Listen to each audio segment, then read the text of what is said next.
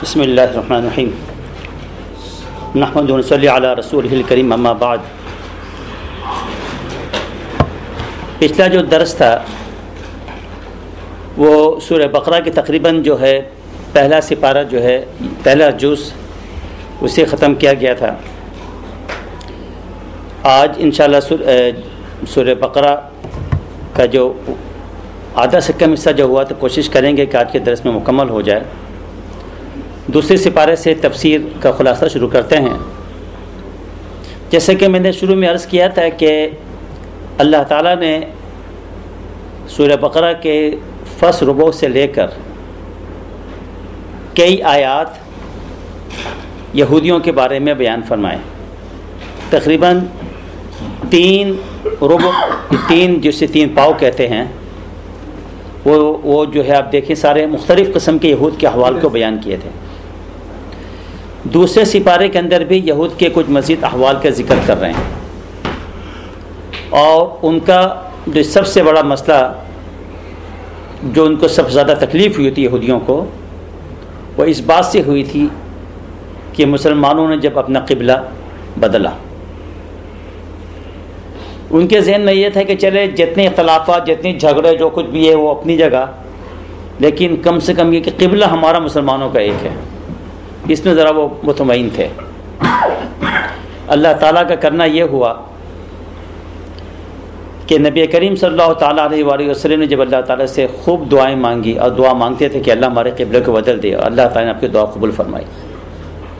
مکہ مکرمہ میں تو یہ مسئلہ کچھ نہیں ہوا، کوئی پریشانی نہیں تھی، کیونکہ ہمارا قبلہ اول جو بیت المقدس تھا، مکہ مکرمہ میں یہ ہوتا تھا کہ نبی کریم صلی اللہ تعالیٰ علیہ وآلہ وسلم اس طریقے سے نماز پڑھتے تھے کہ کعبہ سامنے ہوتا تھا اور بیت المقدس کو فیس بھی کر لیتے تھے، دونوں کام ہو جاتا تھا۔ کعبہ کے 4 اینگل ہیں، 4 کونے ہیں، تو کہیں سے بھی کرے تو بیت المقدس کو بھی فیس کیا جا رہا ہے، سامنے آپ نے کعبہ بھی رکھ لیا، چل گیا۔ لیکن جب مدینہ منورہ تشریف لائے تو وہ آپشن ختم ہو چکا تھا، بالکل اپوزٹ ڈائریکشن پر بیت المقدس ہے۔ تو آپ صلی اللہ تعالیٰ علیہ وآلہ وسلم اللہ تعالیٰ سے مسلسل دعا کر رہے تھے کہ اللہ ہمارے قبلے کو بدل دیجیے۔ تو اللہ تعالیٰ نے پہلے سے بتا دیا کہ یہ بیوقوف قسم کے لوگ، یعنی یہودیوں کو اللہ تعالیٰ نے بیوقوف کہا، سیقول السفہاء من الناس، لوگوں میں جو بیوقوف ہیں یعنی یہودی، وہ یہ کہیں گے کہ ما ولاہم عن قبلتہم التی کانوا علیہا، کہ لوگوں کو ان کی قبلے سے کس نے بدل دیا، جی کس چیز نے ان کو جو ہے ان کے قبلے سے بدل دیا جس پہ وہ موجود تھے، یعنی آخر وہ کیا چیز ہے، وہ کیا عناد ہے یا دشمنی ہے یا کیا بات ہے جس کی وجہ سے مسلمانوں نے قبلہ چینج کر لیا۔ اللہ تعالیٰ نے آلریڈی بتا دیا تھا کہ یہ بیوقوف قسم کے لوگ اس طرح کی بات کریں گے، یہودی بات کریں گے۔ تو بہرحال ہوا یہ کہ 17 مہینے تقریباً نبی کریم صلی اللہ تعالیٰ سے مدینہ طیبہ میں جب آپ تھے شروع کے، مسلسل جو اللہ تعالیٰ سے دعا کرتے رہے، آپ کی نگاہیں بار بار آسمان کی طرف اٹھتی تھی، اللہ تو قبلہ بدل دے، قبلہ بدل دے، قبلہ بدل دے۔ تو آپ صلی اللہ تعالیٰ علیہ وآلہ وسلم ایک قبیلہ ہے بنو سلمہ، وہاں تشریف لے گئے تھے، تو وہاں پر ظہر کا وقت تھا، بعض روایت میں عصر کے وقت ذکر آتا ہے۔ تو آپ صلی اللہ تعالیٰ علیہ وآلہ وسلم جب وہاں تشریف لے گئے، ظہر کی نماز آپ پڑھا رہے تھے، اور نماز ہی میں آپ تھے کہ اللہ سبحانہ و تعالیٰ کی طرف سے پھر جو حکم آ گیا قبلہ بدلنے کا، اور آپ رکوع میں ہی تھے، رکوع میں ہی آپ نے جیسے آیت نازل ہوئی قد نرى تقلب وجهك في السماء فلنولينك قبلة ترضاها، کہ ہم دیکھا کرتے تھے آپ کے نگاہ کو کیا بار بار آسمان کی طرف اٹھا رہے ہیں، جی لیجیے اب حکم آ گیا کہ فولی وجہک شطر المسجد الحرام، اپنے چہرے کو مسجد حرام کی طرف پھیر دیجیے۔ تو آپ صلی اللہ تعالیٰ علیہ وسلم نے اگلی نماز کا انتظار نہیں کیا، چلو بھائی نیکسٹ پیریڈ سے جو نا اس تحویل قبلہ کا حکم آئے، نماز میں ہی بدل گئے، آپ نے اپنے چہرہ کو چینج کر دیا۔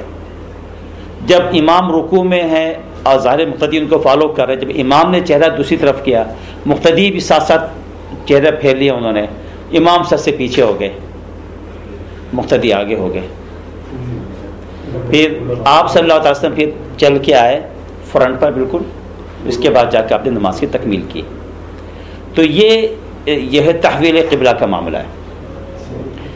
ہم سب کو بحیثیت مسلمان اس بات پہ بلیو کرنا چاہیے کہ یہ ایسے ہی واقعہ تھا, ایسا ہی ہوا تھا کہ ہمارا قبلہ اول بیت المقدس تھا, بعد میں اللہ تعالیٰ نے قبلہ چینج فرمایا. ایک طبقہ ہے شیاطین کا جو اپنے آپ کو مسلمان بولتے ہیں لیکن اندر سے یہود نواز ہیں. ان لوگوں کو بڑی تکلیف ہے. اور بعض ایسے ہیں جو کہ اپنے آپ کو ظاہر نہیں کرتے کہ وہ کیا ہیں. جیسے آپ کے سڈنی میں بھی فتنہ ملے گا جو اپنے آپ کو اہل کتاب الکتاب کا کے نام سے وہ اپنے آپ کو کہتے ہیں. یہ شیاطین کا طبقہ, ان کا کہنا یہ ہے کہ مسلمانوں کا قبلہ بیت المقدس کبھی رہا ہی نہیں. آئے بس میں تو یہ جو ہے نا لوگوں کو کنفیوز بھی کرتے ہیں. تو آیت کو غور سے دیکھیں تو اس میں صاف معلوم ہوتا ہے ہمارا قبلہ پہلے بیت المقدس تھا. اور وہ لوگ جو حدیث کا انکار کرتے ہیں, چونکہ قرآن شریف میں بیت المقدس کا نام کے ساتھ تو ذکر نہیں ہے لیکن حدیث میں موجود ہے کہ ہمارا قبلہ اول بیت المقدس رہا. تو ان شیاطین کو تکلیف ہے کیونکہ حدیث کے اوپر بلیف نہیں, حدیث کو مانتے نہیں ہیں, لہذا حدیث کا انکار کرنے کے لیے وہ قرآن شریف کی آیت کے بھی انکار کرتے ہیں. قرآن میں موجود ہے کہ کس چیز نے مسلمانوں کو اس قبلے سے پھیر دیا جس میں وہ تھے. تو پھیر دینے کا مطلب کہیں مسلمان تھے نہ کوئی تو قبلہ تھا نا جہاں سے مسلمانوں کو پھیرا گیا. آئے بات سمجھ میں آ رہی؟ وہ ظاہر بات ہے وہ حدیث میں کہ ہمارا قبلہ کون سا تھا؟ بیت المقدس. تو اس لیے بتا رہا ہوں کہ بعض لوگ بیٹھے ہوئے ہوتے ہیں, اپنے لوگوں کو جمع کیے ہوتے ہیں, باتیں کر رہے ہوتے ہیں اور اس طرح کے لوگوں کو کنفیوز کر رہے ہوتے ہیں. تو یہ بات آپ اپنے ذہن میں بٹھا لیجئے کہ یہ قرآن شریف میں جو موجود ہے جس قبلے کا, اس کی تفصیل ہم کو حدیث سے ملتی ہے. اسی لیے ہم قرآن حدیث دونوں کو جوڑ کے بیان کرتے ہیں. تو بہرحال شروع کی جو آیات ہیں دوسرے سپارے کی, یہ تحویل قبلہ کے بارے میں ہے, قبلہ کے بدلنے کے بارے میں ہے. اس کے ساتھ ساتھ اللہ سبحانہ و تعالیٰ نے ایک بات ہی بتائی ہے یہودیوں کے لیے کہ ان کا تو معاملہ یہ کہ آپ ان کو ساری نشانیاں, ساری باتیں ان کو سامنے رکھ بھی دیں گے نا, تب بھی جو کیا یہ آپ کی یعنی بیت اللہ کو, خانہ کعبہ کو اس پر وہ تیاری نہیں ہوں گے کہ وہ مان لے کہ وہ ان کا قبلہ ہے یا مسلمانوں کا قبلہ, اس پر تیاری نہیں ہوں گے. وہ بس اپنے ہی بیت المقدس پہ لگے رہیں گے, اس طرف تک کبھی بھی نہیں پھریں گے. تو لہذا ان لوگوں کے اول فور پکنے سے کوئی فرق نہیں پڑتا. یہاں تک کہ اس طرح کی کنفیوژن کریٹ کرنے کی کوشش کر رہے تھے مسلمانوں کو ستانے کی. اچھا جب قبلہ تمہارا بدل گیا تو تمہاری 3 مہینوں کی نمازیں کہاں گئی؟ وہ بھی برباد ہو گئی ہوں گی اب تو. سمجھ گیا؟ تو پھر مسلمان پریشان بھی ہو گئے تھے جی کہ اچھا اتنی مہینوں کا اور سالوں کی نمازیں ہماری برباد ہو گئیں. کہا گیا کہ ایسی کوئی بات نہیں ہے, اللہ سبحانہ تعالیٰ کو سب معلوم ہے. وہ اللہ کے حکم سے ہی وہ قبلہ تھا. جب تک آپ فیس کر کے وہاں نماز پڑھے تھے وہ بھی نمازیں قبول ہو رہی تھی. اب اللہ کا حکم آ گیا کہ آپ بیت اللہ کو فیس کر کے نماز پڑھو. حکم الہی جو ہے اسی پر ہم کو فالو کرنا ہے, اسی کی اتباع کرنی ہے. تو پہلے کی نمازیں بھی قبول جی. اسی لیے اللہ سبحانہ تعالیٰ نے فرما دیا کہ وَمَا كَانَ اللَّهُ لِيُضِيعَ إِيمَانَكُمْ, اللہ تمہارے ایمان کو ضائع نہیں کرے گا. یہاں ایمان سے مراد ہے نماز. ایمان سے کیا مراد ہے؟ نماز. بعض دیکھیے عجیب بات ہے کہ یعنی نماز کی امپورٹنس دیکھیے آپ. کہیں قرآن کریم ایمان لفظ استعمال کرے لیکن مراد نماز ہے. اللہ تمہاری ایمان کو ضائع نہیں کرے گا, یعنی تمہاری نمازوں کو ضائع نہیں کرے گا جو تم نے اب تک بیت المقدس کی طرف جو ہے نا پھیر کے نمازیں تم نے فیس کر کے نمازیں پڑھی ہیں وہ سب صحیح ہیں. اللہ اس کو ضائع نہیں کرے گا. اس طریقے سے اللہ سبحانہ وتعالیٰ نے تسلی بھی دی. خیر, اس کے علاوہ یہودیوں کی ایک اور بات یہ بتائی کہ یہ نبی کریم صلی اللہ تعالیٰ علیہ وسلم کو اس طریقے سے پہچانتے تھے جیسے کہ اپنی اولاد کو پہچانتے ہیں.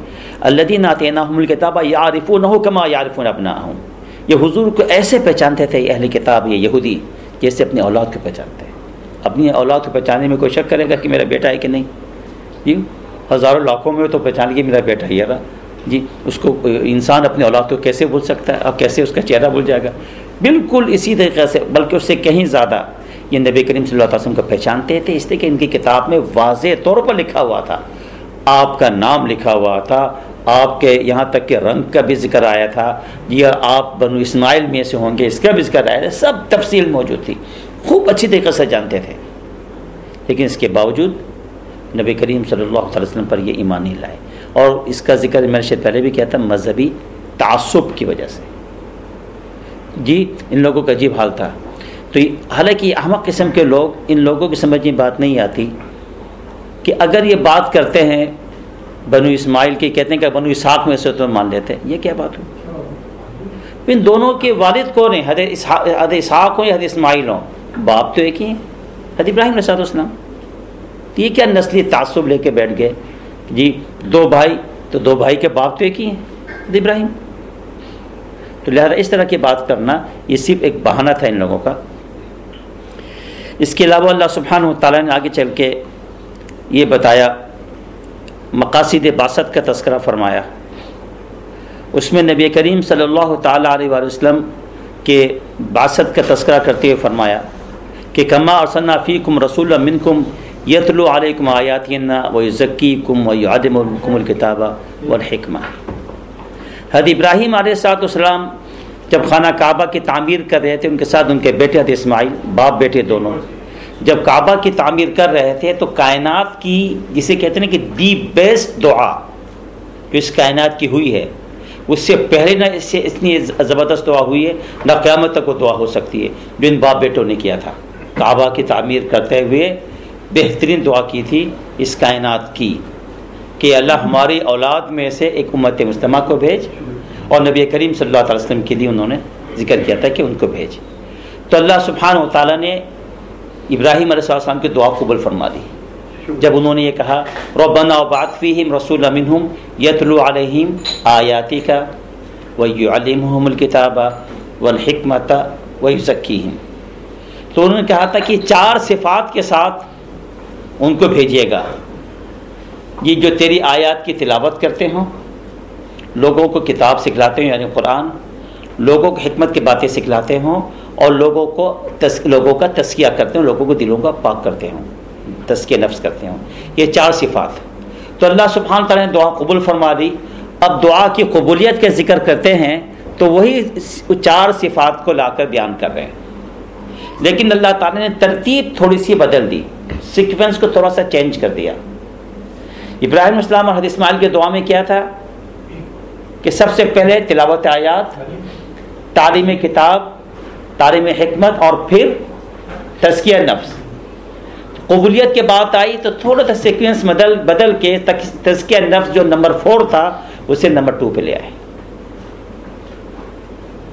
کہ تلاوت آیات کرتے تمہارے اوپر اور تمہارا تزکیہ کرتے ہیں. یتلو علیکم آیات نا ویزکیکم، جو تزکیہ جو نمبر 4 پہ تھا تزکیہ کو نمبر 2 پہ لے آئے جی. اور اس کے بعد جا کے 2 چیزیں وہ یعلمکم الکتاب والحکمہ اسی طرح رہا. تو یہ اس کی کیا وجہ ہے کہ اللہ تعالیٰ نے جب دعا قبول فرمائے تو قبولیت میں ترتیب بدل دی، تزکیہ نفس کو پہلے لائے، تعلیم کتاب تعلیم حکمت پر. اس کی بنیادی وجہ یہ ہے کہ اس قرآن کو صحیح معنوں میں اگر حاصل کرنا ہے تو اس کے لیے بہت بڑے تزکیہ کی ضرورت ہے. ابراہیم علیہ السلام کو جو صحیفے دیے گئے تھے وہ صحیفے اتنی بڑی زبردست چیز نہیں تھی، کہ اتنی علوم والی چیزیں نہیں تھیں کہ جس کے لیے بہت بڑے تزکیے کی ضرورت ہو. تزکیہ کا ہونا تو ضروری تھا، تزکیہ نفس کا. یہ ہر نبی کے مقاصد بعثت میں رہا کہ لوگوں کے دلوں کو پاک کریں. مگر امت محمدیہ کے لیے تزکیہ کا ذکر فرمائے تو فرمائے کہ اگر تم صحیح معنوں میں قرآن کریم کا ماسٹر بننا چاہتے ہو، حکمت کا ماسٹر بننا چاہتے ہو، تو پہلے ایک ڈور ہے تزکیہ کا، تزکیہ نفس کا. وہاں سے ان ہونا ہوگا، تھرو پراپر چینل آنا پڑے گا، اپنے نفس کو پاک کرنا پڑے گا. پھر علوم قرآنی تم پر جو کھلیں گے پھر کیا کہنا، اور پھر جو حکمت کے جو علوم جو تم پر کھلیں گے اس کا کیا کہنا. تو جو کوئی عالم اگر وہ کیا کرتا ہے، تزکیہ کے راستے سے ان نہیں ہوا، نفس کو پاک نہیں کیا اس نے، اور اس کے بعد جا کے قرآن کریم کے سمندر میں غوطہ لگاتا ہے یا حکمت کے سمندر میں غوطہ لگاتا ہے، علوم تو لے لے گا لیکن بجائے اس کے کہ وہ گائیڈر بنے، لوگوں کو ہدایت دینے والا بنے، وہ مس لیڈر ہوگا، لوگوں کو مس لیڈ کرے گا، مس گائیڈ کرے گا.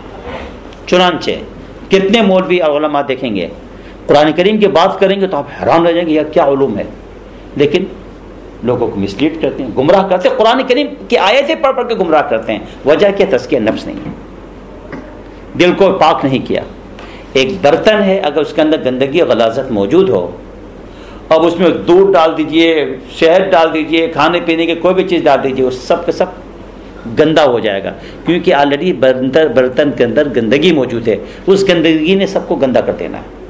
تو جن کی قلوب پاک نہ ہو تو قرآن کریم جیسے پیارے علوم جب وہ لے گا، بجائے اس کے کہ فائدہ ہو، مس کر دے گا. چنانچہ غلام محمد قادیانی کو لے لیجیے اور چھوڑے.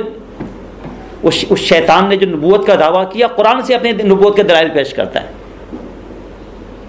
اور اندازہ لگا رہی، وہ عالم بھی تھا. تو اس خبیث کو دیکھیے کیسا گمراہ ہوا. وجہ کہ صفائی نہیں تھی، گندگی، غلاظت، تو ساری بربادی ہوئی. تو اسی لیے قرآن کریم کی بات آئی اور حکمت کی، تو اللہ تعالیٰ نے فرمایا کہ پہلے نفس کو پاک کرو، دل کو پاک کرو. تزکیہ نفس ہوگا، پھر تھوڑا سا بھی علم قرآنی ہونا آپ کے پاس، پھر بھی آپ عالم بعمل ہوں گے، عمل کرنے والے ہوں گے، چند آیات پر ہی عمل کرنے والے ہوں گے.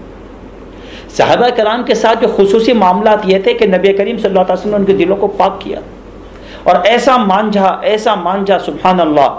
ایک ایک آیت نازل ہوتی جاتی تھی، ان کا ایمان بڑھ جاتا تھا. اذا تلیت علیہم آیاتہ زادتہم ایمانا.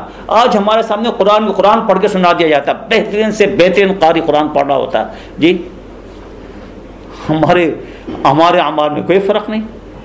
تھوڑی دیر سے اچھی آواز، عمدہ قرات یا عمدہ علوم قرآنی سننے کی وجہ سے تو آنکھوں سے آنسو آ جائے بیان سن کر، بعد میں ہم وہی جھوٹ، وہی فراڈ، وہی دھوکہ، وہی ساری چیزیں ہم کر رہے ہوتے ہیں. ہے یا نہیں؟ صحابہ کے ساتھ ایسا نہیں تھا. ایک آیت آئی، ایک آیت سنی، ان کا ایمان کہاں سے کہاں پہنچ گیا. اذا ذکروا بآیات ربہم لم یخروا علیہا صما وعمیانا. جی اتنا نبی کریم صلی اللہ تعالیٰ علیہ وسلم ان کو پاک کر دیا تھا کہ جہاں ایک آیت اللہ تعالیٰ کی سنتے جی تو پھر وہ بہرے یا گونگے بن کے نہیں بیٹھے رہتے، فوراً عمل کرنا شروع کر دیتے. کہ قرآن کریم یہ باتیں صحابہ کی جو ہمارے سامنے پیش کر رہا ہے، وہ یہ بتانا چاہ رہا ہے کہ تزکیہ نفس ان کس قدر اہم ترین چیز ہے. اور آج ہم نے تزکیہ نفس کے جو ہے نا ختم کیا ہوا ہے. خیر، اس کے بعد اللہ سبحانہ و تعالیٰ نے جب تزکیہ کی بات بتائی تو تزکیہ کا ایک، اب آپ کے ذہن میں سوال بھی آ رہا ہوگا بھائی آخر یہ کریں گے کیسے، تزکیہ نفس ہوگا کیسے. نیکسٹ آیت میں اللہ تعالیٰ نے میڈیسن بھی دے دی ہمارے کو، فاذکرونی اذکرکم. تم چاہتے کوئی سوال کرے گی اللہ ہوگا کیسے، کہاں سے کیسے حاصل کیا جائے گا، کیسے نفس کو پاک کریں گے، کیسے دل کو پاک کریں گے، جس کی وجہ سے جو ہے نا علوم قرآنی ہم پر کھل جائے، رموز قرآنی ہم پر کھل جائے. یہ جو قرآن جو بحر ذخار اس میں غوطے لگائیں اور اس کے علوم کو نکالے، اس کے موتیوں کو نکالے، جی وہ کیسے ہوگا. راستہ بتا دیا، ذکر اللہ ہے. اللہ کو یاد کرو، فاذکرونی اذکرکم.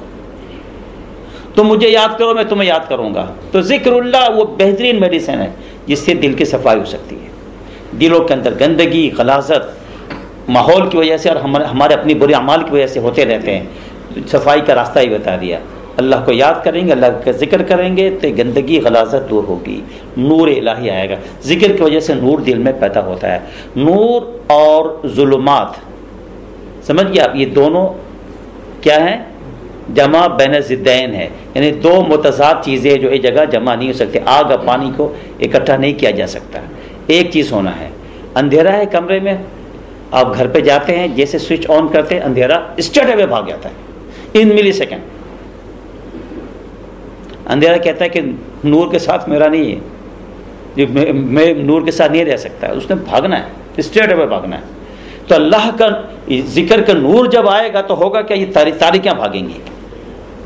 تو پھر اس نے کہا کہ ہم نور کی جگہ پہ ہم کہاں بیٹھ سکتے ہیں، بھاگنا اس نے. تو جب یہ تاریکیاں دور ہوں گی، یہی تزکیہ نفس ہوگا. اس کے بعد اللہ سبحانہ و تعالیٰ نے حکم دیا ایمان والوں کو کہ اے ایمان والو تم صبر اور نماز کے ذریعے سے مدد مانگو. تو یہ سب تزکیہ نفس کے راستے کے طریقے ہیں. آئی بات سمجھ میں؟ ایک تو ذکر ہے، اس کے بعد ایک دوسری چیز بتائی کہ شکر بھی بتایا گیا کہ واشکروا لی ولا تکفرون، میرا شکر ادا کرو، نافرمانی مت کرو. ایک آدمی بڑا ذاکر ہو، بڑا اچھے راستے پہ چلتا ہو، سب کچھ ہو، لیکن اگر وہ ناشکرا ہے، اللہ کی نعمتوں پر کبھی شکریہ ادا نہیں کرتا، تو اس مطلب یہ نکلا کہ وہ صحیح طریقے سے ذکر اللہ سے بھرپور فائدہ نہیں اٹھا رہا. ذکر اللہ سے فائدہ اٹھانا ہے تو ساتھ ساتھ اور دوسرے جو عوامل ہیں ان کو بھی آپ کو کیئرفلی آبزرو کرنا ہے. تو اس میں ذکر کے ساتھ شکر بھی ہے. تو شکر کا راستہ بھی اختیار کریں. مطلب پریشانی آ جائے، مصیبتیں آ جائیں، بلائیں آ جائیں، آفات آ جائے، تب بھی اللہ کا شکر ادا کرے کہ اللہ کل تک تو نے مجھے بالکل باصحت رکھا. ایک بزرگ تھے، ان کی بیٹی نے، بلکہ مفتی شفیع صاحب رحمۃ اللہ علیہ کا قصہ ہے، ان کی صاحبزادی نے شکایت کی کہ ابا حضور سے کہ وہ کہنے لگے کہ دانت میں بہت تکلیف ہے، بہت بے چینی ہے. اس شدت اور درد کا انہوں نے شکوہ کیا باپ سے. تو باپ نے بھی فرمایا کہ بیٹا یہ بتاؤ، اتنے سال تک جو تم نے اس دانت کی نعمت سے فائدہ تم اٹھاتی رہی ہو، کھانا پینا کھانا آرام، اس سے گوشت کھا رہے، سارے کھانا کھا رہے، کبھی اتنے سالوں تک کبھی تم نے خدا کا شکر ادا کیا ان دانتوں کا؟ جب پین نہیں تھا، اس کے بعد درد نہیں تھا، بس تھوڑی سی تکلیف ہو گئی تو تم اس کے اظہار کر رہی ہو، اوف بڑی تکلیف ہے.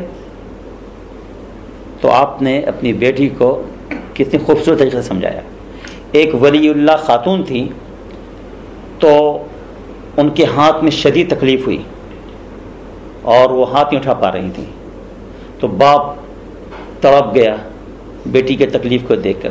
مگر اس بیٹی کے دیکھے بعض بچیاں بھی ایسی ہونے کہ ابا ساری زندگی میں اس ہاتھ سے کام کرتی رہی، اللہ کی اتنی بڑی نعمت تھی، میں نے کبھی اس کی اس نعمت کا شکریہ ادا نہیں کیا. آج یہ تکلیف ہو گئی تو میں شکوہ کروں کہ میرا ہاتھ نہیں اٹھ رہا. تو کہنے لگے کہ میں کیسے ناشکری کروں، کیسے شکوہ کروں کہ آج میرے ہاتھ میں درد ہے. اتنی سالوں تک میرے رب نے مجھ کو توفیق دی تھی، میں سے کام کر رہی تھی. تو اللہ کی مطلب ہے کہ جو صحت ایک نعمت ہے. اگر خدا نہ، ہم نے کبھی سوچا، کبھی خدا کو شکر ادا کیا کہ مزے سے ہم سب چل پھر کے خود ڈرائیو کر کے آئے، الحمدللہ الحمدللہ، اللہ کا شکر ادا کرے. ہم اللہ اپنے فضل، اللہ فضل کرے، ہم خود چل کے جائیں گے انشاءاللہ. صرف اس کی مہربانی ہے. خدا نہ خواستہ کچھ ہو جائے، ہم کبھی سوچتے نہیں. تکلیف آ جائے تو پھر پوچھے نہیں. ایک ہمارے بزرگ تھے، وہ بڑی پیاری تقریر فرما رہے تھے. فرمانے لگے کہ جسم کا ایک ایک جز، ایک ایک حصہ جو ہے نا، اس کی نعمت ہے. ٹھیک، ایک انگلی کا ذکر کر رہے تھے وہ. فرمانے لگے کہ ہم یہ انگلیوں سے کتنا کام لے رہے ہیں آج، کچھ پتہ ہی نہیں چل رہا. کبھی خیال بھی نہیں آتا کہ خدا کی کتنی بڑی نعمت ہے. خدا نہ خاص 5 انگلی میں سے کوئی ایک انگلی بھی کٹ جائے نا، پھر قوت بس جو پکڑنے کی تو قوت ہے نا، پھر دیکھیں کمی نظر آئے گی. جو نعمتوں کے زائل ہونے کے بعد پھر ہمیں خیال آتا ہے. جب نعمتیں ہیں تو ہمیں خیال ہی نہیں آتا. تو ایسا نہیں ہونا چاہیے. اس لیے فرما رہے ہیں کہ جہاں ذکر کرو وہاں شکر بھی کرو. تو یہ ایک تزکیہ کے لیے چیز بتائی جا رہی ہے.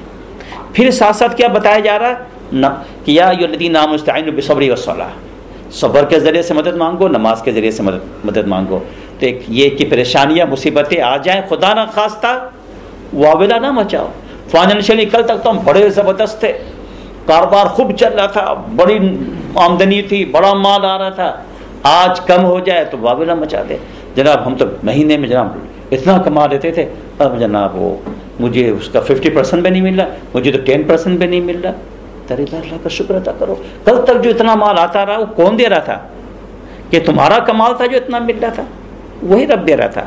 آج ذرا آزمائش کر رہا، جاب لیس ہو جاتے ہو، کاروبار خدا نخواستہ ٹھپ ہو جاتا ہے، کوئی ایسی بات ہو جاتی تو کوئی بات نہیں، شکر ادا کرو، اس کا شکر ادا کرو. اس نے کل تک دیا تھا، آئی بات سمجھ میں، تو آج بھی وہ دے گا. اس بات پہ آدمی یقین رکھے. کل تک 2 روٹیاں کھا رہے تھے، کوئی بات نہیں، آج 1 روٹی کھا لیں گے، آج آدھی کھا لیں گے. کل تک تازی روٹیاں کھا رہے تھے، جو خدا ہمیں تازی روٹیاں کھلا رہا تھا اس وقت ہمیں کبھی شکر ادا نہیں کیا. اگر آج باسی روٹی آ جائے تو ہم نے ہنگامہ کری. کائنات میں دیکھیں کتنے لوگ ہیں جن کو جو ہے نا باسی روٹی نصیب نہیں ہے یا نہیں؟ لوگ بھوک مر رہے، بھوک سے ختم ہو رہے. تو ہمیں اس کا شکر ادا کرنا ہے. کچھ بھی ہو جائے صبر کے دامن ہاتھ سے نہ چھوڑو. صحت وائز، فائنینشیل وائز، یا کسی بھی لحاظ سے، یا کل تک ہمیں کوئی پرابلم نہیں تھی، خاندانی مسئلہ نہیں تھا، کوئی فیملی وائلنس نہیں تھا، یا خاندانوں سے جھگڑا نہیں تھا، سب سے ہم بڑے مزے خوش خوش رہتے تھے، آج حالات خراب ہو گئے فار اینی ریزن. کل تک ایک زندگی خوشیوں میں تھی، اگر آج تکلیف میں ہو رہی، صبر کرنا ہے بس. تو یہ فرمایا تزکیے کے راستے سے گزرنا ہے تو صبر کا جو میڈیسن ہے اس کو بھی ساتھ رکھنا پڑے گا، شکر کے ساتھ صبر. اور والصلاۃ بھی ذکر کر دیا، نماز یہ تو ہے ہی روح کی غذا، اس کے بغیر تو چارہ ہی نہیں ہے. تو یہ سب طریقے ہیں، اگر آپ چاہتے ہیں صحیح معنوں میں جو ہے نا قرآن کریم سے بھرپور فائدہ اٹھائیں جی، اور حکمت سے صحیح فائدہ اٹھائیں، تو آپ کو یہ کرنا پڑے گا. اس کے بعد اب ظاہری بات ہے انسان جب یہ ساری چیزیں کرے گا تو اس کے اندر بیسیکلی نفس کا مسئلہ آتا ہے، جان کا مسئلہ آتا ہے. صبر میں بھی آدمی اپنی جان کی اپنے نفس پر قربان کر رہا ہے، نفس کو کنٹرول کر رہا ہے جی. پریشانیاں مصیبتیں آ رہی، سب کچھ اسی نفس اور اسی جان پہ ہی پڑ رہی نا. تو فرمایا کہ بات تم جان کی کیا کرتے ہو؟ ارے بھائی تمہاری جان جو ہے یہ کس نے دی ہے؟ اللہ نے دی ہے. اب یہ جان اگر چلی جاتی ہے تو اللہ کے راستے میں جانے دو، اب اس سے اتنی زیادہ محبت کی ضرورت نہیں. کل کیسے حالات پیش آ جاتے ہیں، جان دینی پڑ جائے تو جان بھی دے دینا. تو اس کا ذکر کر کے بتا رہے کہ دیکھو وہ جو اللہ کے راستے میں اپنی جان دے دیتے ہیں پھر ان کا ریوارڈ ہی کچھ اور ہے. وہ انہوں نے اپنی جرنی شروع کی، تزکیہ کی، ذکر اذکار کے راستے سے چلے، شکر کے راستے سے چلے، صبر کے راستے سے چلے، نماز کے راستے سے چلے. اب بات آ رہی خدا کہہ رہا ہے کہ جان دے دو مجھے. یہ اللہ والے بندے کہتے یہ اللہ جان لے لے. چنانچہ صحابہ کرام کی ہسٹری پڑھی ہے، جب جہاد میں جاتے تھے دن بھر اس نیت سے جاتے تھے کہ اللہ کے راستے میں ہم قتل ہو جائیں. اگر رات کو شام کو زندہ بچ جاتے تھے، خیمے میں پورا جسم خون آلود، زخموں سے چور، آرام کی نیند نہیں سو رہے، رات بھر رو رو کے گزار رہے کہ تو نے اس جسم کو قبول نہیں کیا، قبول کر لیا اپنے راستے میں. آئی بس مجھے. اور پھر اترتے تھے اگلے دن میدان میں، اللہ قبول کر لے. تو اللہ تعالیٰ فرماتے وہ لوگ جو اللہ کے راستے میں اپنی جانوں کو دے دیتے ہیں تو فرمایا کہ ان کا مردے مت بولنا، یہ صحیح حیات کو پہنچ گئے. وَلَا تَقُولُوا لِمَن يُقْتَلُ فِي سَبِيلِ اللَّهِ أَمْوَاتٌ، تو اللہ کے راستے میں جو قتل ہوتے ہیں ان کو مردہ نہ بولنا، بل احیاء، وہ زندہ ہیں. ہم آپ ہمارے اللہ تعالیٰ معاف کرے ہمارے قلوب آج مردہ ہیں بے حسی، لیکن یہ وہ لوگ ہیں جو صحیح معنوں میں جو ہے نا یہ حیات کو پہنچ چکے ہیں. اب ان کو مردہ نہ بولو. وَلَٰكِن لَا تَشْعُرُونَ، لیکن تم نہیں سمجھ سکتے ان کی حیات کو. ہمارے ذہن میں آتا بندہ مر گیا، ٹکڑے ٹکڑے ہو گیا جی، تو چلا گیا، کیا سنتا ہوگا؟ پورا سن بھی رہا ہے، وہ پوری زندگی کے ساتھ وہاں موجود ہے، اور وہ کھانا پینا بھی کھا رہا ہے. قرآن شریف میں موجود ہے 4 سپارے میں، بل احیاء عند ربہم یرزقون، خدا کی طرف سے ان کو رزق بھی دیا جا رہا ہے، زندہ ہیں اور کھانا پینا بھی کھا رہے ہیں جی. تو ان کی بات ہی کچھ اور ہے. اس کے بعد اللہ تعالیٰ نے تھوڑا سا جو ہی بتایا، صبر کی بات آئی تھی کہ ہماری زندگی میں اللہ تعالیٰ مختلف قسم سے آزماتے ہیں. کبھی جناب خوف سے آزما لیتے ہیں، کل تک تو کوئی خوف ہی نہیں تھا، زندگی بہت مطمئن جا رہی تھی، آج زندگی میں خوف کے حالات پیدا ہو گئے، جان کے خطرے آ گئے جی، باہر نکلے تو ڈرے کہ کوئی گولی مار دے گا. کبھی خدا ایسا بھی کر دیتا ہے. کل تک اتنے مزے میں رہتے تھے، رات کو 12 بجے جا رہے، 2 بجے ادھر جا رہے ادھر جا رہے، کوئی ہم کو روک ٹوک نہیں، کوئی خطرہ نہیں جان کا. آج دن کے 12 بجے نکلتے تو دیکھ کے نکلتے کیا کوئی آ تو نہیں تھا، کوئی گولی تو نہیں مار دے گا، ہے یا نہیں؟ تو خوف ہمارے ملک میں خاص طور پہ یہ اللہ کی طرف سے. کل تک اتنے ہم امن میں تھے، اس کا شکر ادا نہیں کیا ہم نے. آج خدا نے خوف مسلط کر دیا. اب جو ہے آدمی کو چاہیے کہ آزمائش میں ہے، اب صبر کریں آپ. اور فرمایا کہ والجوع، کبھی خدا بھوک سے آزما لیتا ہے. ونقص من الاموال، کبھی کبھی جو ہے نا پیسے کو، مال کو کھینچ دیتا ہے، کاروبار کو اللہ تعالیٰ کھینچ دیتا ہے یا جابلیس کر دیتا ہے. بڑے پیسے تھے آج پیسہ نہیں ہے جی. والانفس، کبھی جان لے لیتا ہے، کبھی اولاد کو کھینچ لیتا ہے. کیا تکلیف دہ بات ہوگی ماں باپ کے لیے کہ معلوم ہے کہ اولاد کو کھینچ لیا. والثمرات، پھل باغات ہیں، سارے باغ اجڑ گئے. اللہ آزماتا ہے.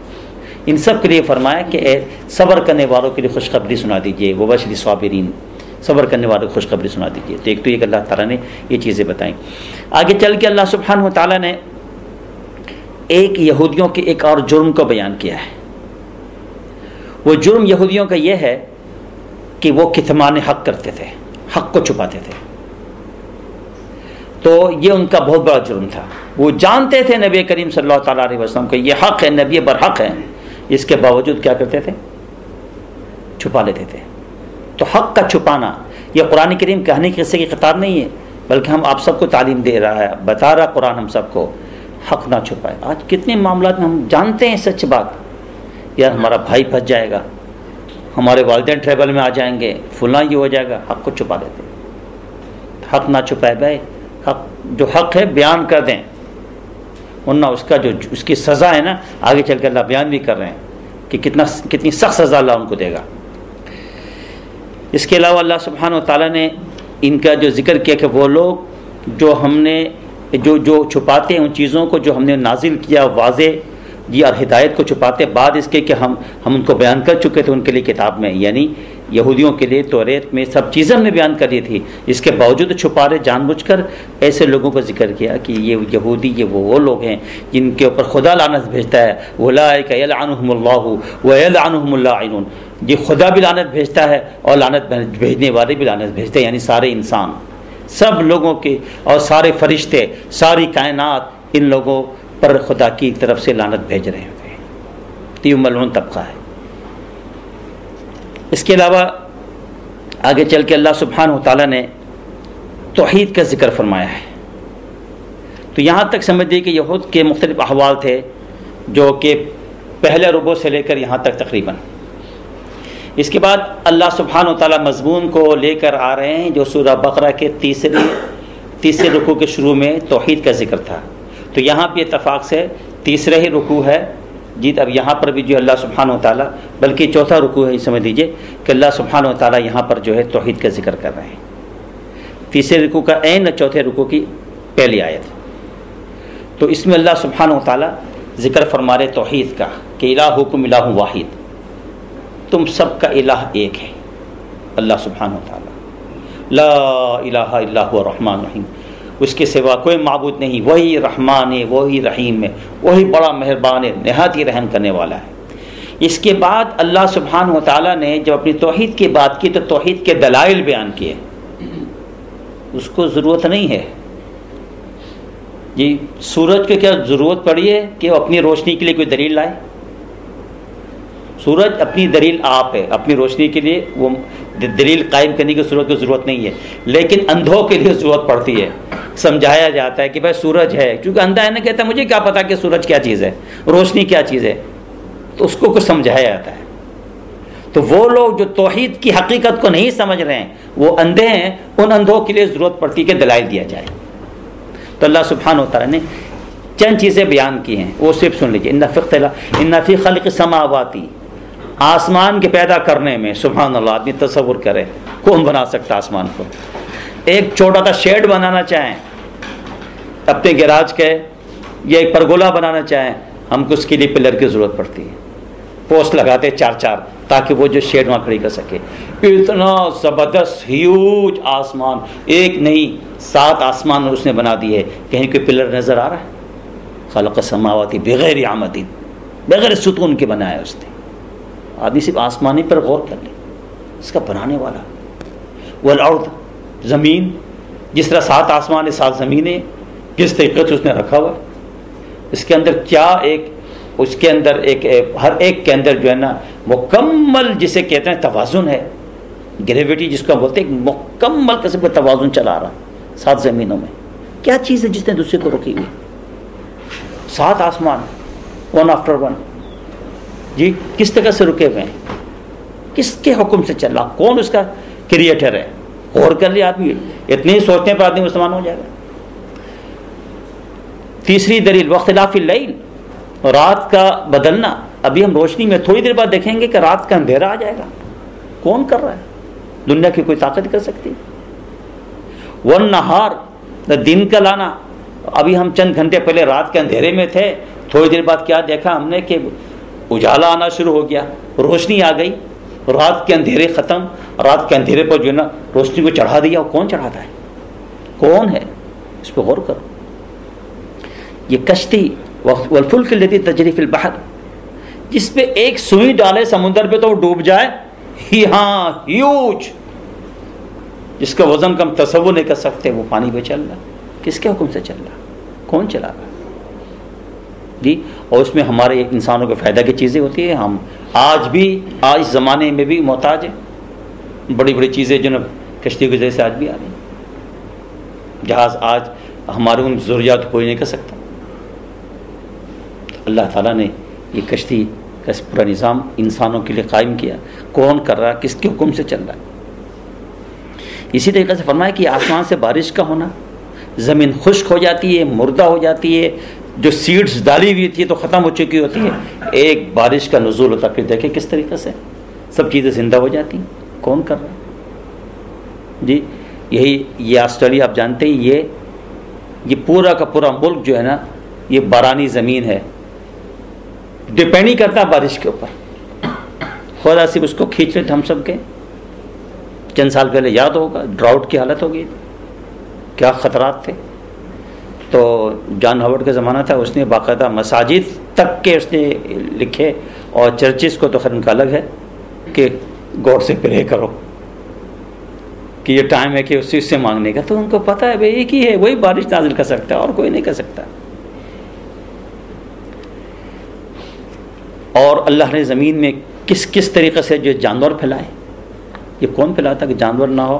جانوروں سے ہم کتنے فائدہ اٹھا رہے ہیں، اور کتنے جانور ایسے جو مأکول اللحم ہے، جس کو ہم کھاتے ہیں گوشت. اس کا صرف نہیں کہ گوشت کھا کے فارغ ہو جاتے ہیں، بلکہ اس کے جلود، اس کے اسکن سے دوسرے فائدے اٹھائے جا رہے ہیں، اس کی ہڈیوں کا دوسرا کام، اس کے جناب ایون جو اس کے غلاظتیں ہیں اس کے دوسرے کام. یعنی سارے ایک جانور ہی کو دیکھیے، یہ خدا پیدا کرتا ہے، اور ہمارے لیے اس کے somehow صرف گوشت ہی نہیں کھا رہے بلکہ اس کی دوسری چیزوں سے لے دے کے اس کے جو بینیفٹس وہ ہم کو آ کے ملتے ہیں. اسی طریقے سے ہواؤں کا پھیرنا، اگر روک دے ہواؤں کو تو ہم گئے، سانس لینے سے رہ جائیں گے. اسی طریقے سے فرمائے کہ بادلوں کا مسخر کر دینا آسمان زمین کے درمیان، جی یہ اللہ ہی کرتا ہے. جو ہم سمندر سے کہاں سے پانی اٹھاتا ہے، کہ جہاں خدا کا حکم ہوتا ہے وہاں وہ برسانا شروع کر دیتا ہے. کون کر رہا ہے؟ اس کے مسامات کھلتے ہیں حکم خدا بندی سے. ورنہ کبھی بادل آتا بھی ہے، بڑا دل چاہتا ہے کہ کچھ ہمارے یہاں برس جائے، حکم نہیں ہوتا، وہ آگے نکل جاتا.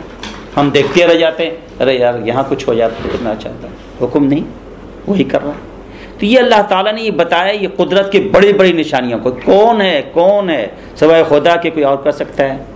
ظاہر کوئی نہیں کر سکتا. اس کے آخر میں فرمایا کہ اس میں فرمایا کہ آیات لقوم یعقلون، یہ فرمایا کہ جس کے اندر عقل ہے نا اس کے لیے نشانیاں. وہ یہی کچھ بھی نہ سے، اگر نبوت وہاں نہ پہنچے، رسالت نہ پہنچے، کوئی مبلغ دین وہاں نہ پہنچے، ایک بندہ کے پاس کامن سینس ہونا، تو صرف ان دلائل کو دیکھ کر وہ خود بخود ایک نہ ایک نتیجے پر آ جائے گا. دیر از سم ون کہ وہی کام کر رہا ہے اور کوئی نہیں کر سکتا. اور وہ کون ہے؟ اللہ وحدہ لا شریک. اس کے علاوہ آگے چل کے اللہ سبحانہ وتعالی نے ذکر فرمایا کھانے پینے کا مسئلہ، کہ حلال کھانا ہے، اور حلال بھی کھانا ہے، ساتھ ساتھ صاف ستھرا ہو. اور یہ حکم اللہ تعالیٰ نے صرف یہ نہیں کہ ایمان والوں کو کہا، یا ایھا الناس کہا، یا ایھا الناس، اے انسانوں، کلوا مما فی الارض حلالا طیبا، جو کچھ زمین میں ان میں سے جو حلال ہے اسے کھاؤ. صرف حلال ہونا کافی نہیں، طیب ہونا بھی ضروری، صاف ستھرا ہے نا. کہ حلال تو ہے لیکن جناب غلاظتیں، گندگی ہو تو آدمی تو بیمار ہو جائے گا. طیب بھی ہو، صاف ستھری چیز ہو، وہ کھائے جو آپ کی صحت. حلال ہے لیکن اگر ایک چیز ہے سڑ گئی ہے، آپ کہیں حلال ہے کھا لو تو آپ بیمار ہو جاؤ گے. تو طیب کے بھی حکم دے دیا، حلال ہو طیب ہو، یہ چیز آپ کھائیں. اور اس کے لیے ایمان والوں کو رہنے کا، سارے انسانوں کو کہا. معلوم ہوا کہ حلال کھانا جی یہ اور صاف ستھرا کھانا یہ تمام انسانوں کے فائدے کے لیے ہے. اور آج گورے خود بھی کہہ رہے ہیں کہ وہ جانور جو میتا، جو مردار ہو، جس کا خون جو ہے اس کے جسم پہ رہ گیا اور مر جائے، وہ کھائیں گے تو ہزاروں بیماریاں پیدا ہوں گی. خون کے اندر جو جراثیم ہے، جو اس کے اندر جرم سب بیماریاں ہیں، تصور نہیں کر سکتے. یہ خود بھی مانتے ہیں جتنا خون جانور سے نکل جائے گا اتنا ہی کلین ہوگا، اتنا ہی صاف ستھرا ہوگا، ہماری صحت کے لیے فائدہ مند ہے. تو یہ سب کے لیے فائدہ مند چیز ہے. اسی لیے اسلام نے ہر وہ چیز حرام کیا جو ہماری صحت کو نقصان پہنچائے. لوگ کہتے ہیں سور کیوں حرام ہے، فلاں چیز کیوں حرام ہے؟ اس کی وجہ ہے کہ ہماری صحت کو نقصان پہنچاتے ہیں، اسی لیے حرام کیا. یہ شراب حرام کرتے اس لیے کہ اس سے ہم کو نقصان پہنچتا ہے، ہماری باڈی کو، ہماری صحت کو، خود بھی جانتے ہیں۔ دیکھتے ہیں نا آئے دن پولیس کھڑے ہو کے چیک کر رہے تھے کتنا لیول ہے، انہیں پتہ ہے کہ بھائی یہ ذرا سے بھی لیول ان کا جو اس سے اوپر گیا تو انہوں نے اوروں کو مار ڈالنا ہے، یہ تو ان کو خود ہی پتہ ہے۔ اور آپ کو تو بورڈ بھی لگا رہے راستے میں کہ یہ کرائم ہے، یہ شراب پی کے گاڑی چلانا۔ کیوں؟ اس لیے کہ بھائی یہ نقصان دہ چیز ہے، یہ کوئی فائدہ کی چیز نہیں ہے۔ اس کے بعد اللہ سبحانہ وتعالیٰ نے یہ سمجھایا عجیب بات کہ اے انسانوں، ایمان والوں نہیں، اے انسانوں کھاؤ جو کچھ زمین میں ہے حلال، اور ساتھ ساتھ کیا فرمایا؟ طیب، صاف ستھری چیز، ولا تتبعوا خطوات الشیطان، شیطان کے نقش قدم پہ نہ چلنا۔ یہ کیوں ساتھ جوڑ دیا؟ ذہن میں تو آپ کا آ رہا ہو کہ بھئی یہ حلال کے کھانے کے ساتھ شیطان کا فرسٹ اسٹیپ کا کیوں ذکر آیا؟ وہ اس لیے آ رہا ہے کہ وہ لوگ جو حلال نہیں کھاتے ہیں وہ شیطان کے فرسٹ اسٹیپ پہ چلتے ہیں، شیطان کے نقش قدم پہ چلتے ہیں۔ وجہ کیا؟ جب انسان حرام کھاتا ہے نا تو وہ حرام لقمہ جب ہمارے پیٹ میں جاتا ہے تو ہمارے باطن کو، ہماری فطرت کو گندا خراب کرتا ہے۔ اس کی وجہ سے ہماری سوچیں خراب ہو جاتی ہیں، ہماری فکریں خراب ہو جاتی ہیں، پھر نتیجہ یہ نکلتا ہم جو کچھ سوچیں گے غلط سوچیں گے، اسلام کے خلاف سوچیں گے، اللہ کے خلاف سوچیں گے، اللہ کے نبی کے خلاف سوچیں گے، قرآن کے خلاف سوچیں گے، اور شیطان جو نبی اس کو لے کے چلے گا۔ اسی لیے فرمایا کہ حلال اگر تم نہیں کھاؤ گے تو تمہارا جو ہے نا راستہ شیطان کا بن جائے گا، اسی لیے فوراً روک رہے ہیں کہ شیطان کے راستے پہ نہ چلنا، اس کے نقش قدم پر۔ وجہ بتا دی۔ اس کے علاوہ آگے چل کے اللہ سبحانہ و تعالیٰ نے یہ بھی بتایا کہ یہ جو حلال کھانا جو ہے تو یہ فرمایا کہ یہ اللہ تعالیٰ کی طرف سے نعمت ہے، اور اللہ تعالیٰ نے آگے فرمایا کہ اس حلال جو کھانا جو تم کھاؤ گے اس پہ خدا کا شکر بھی ادا کرو۔ یہ اللہ کا شکر ہے کہ اس نے ہمارے لیے حلال مہیا کیا، ہم اس کو کھائیں۔ اسی لیے حکم دیا یا ایھا الذین آمنوا کلوا من طیبات ما رزقناکم، جو ہم نے تم کو رزق دی اس میں سے طیبات، صاف ستھری چیز کھانا، واشکروا للہ، اور اللہ کا شکر ادا کرو۔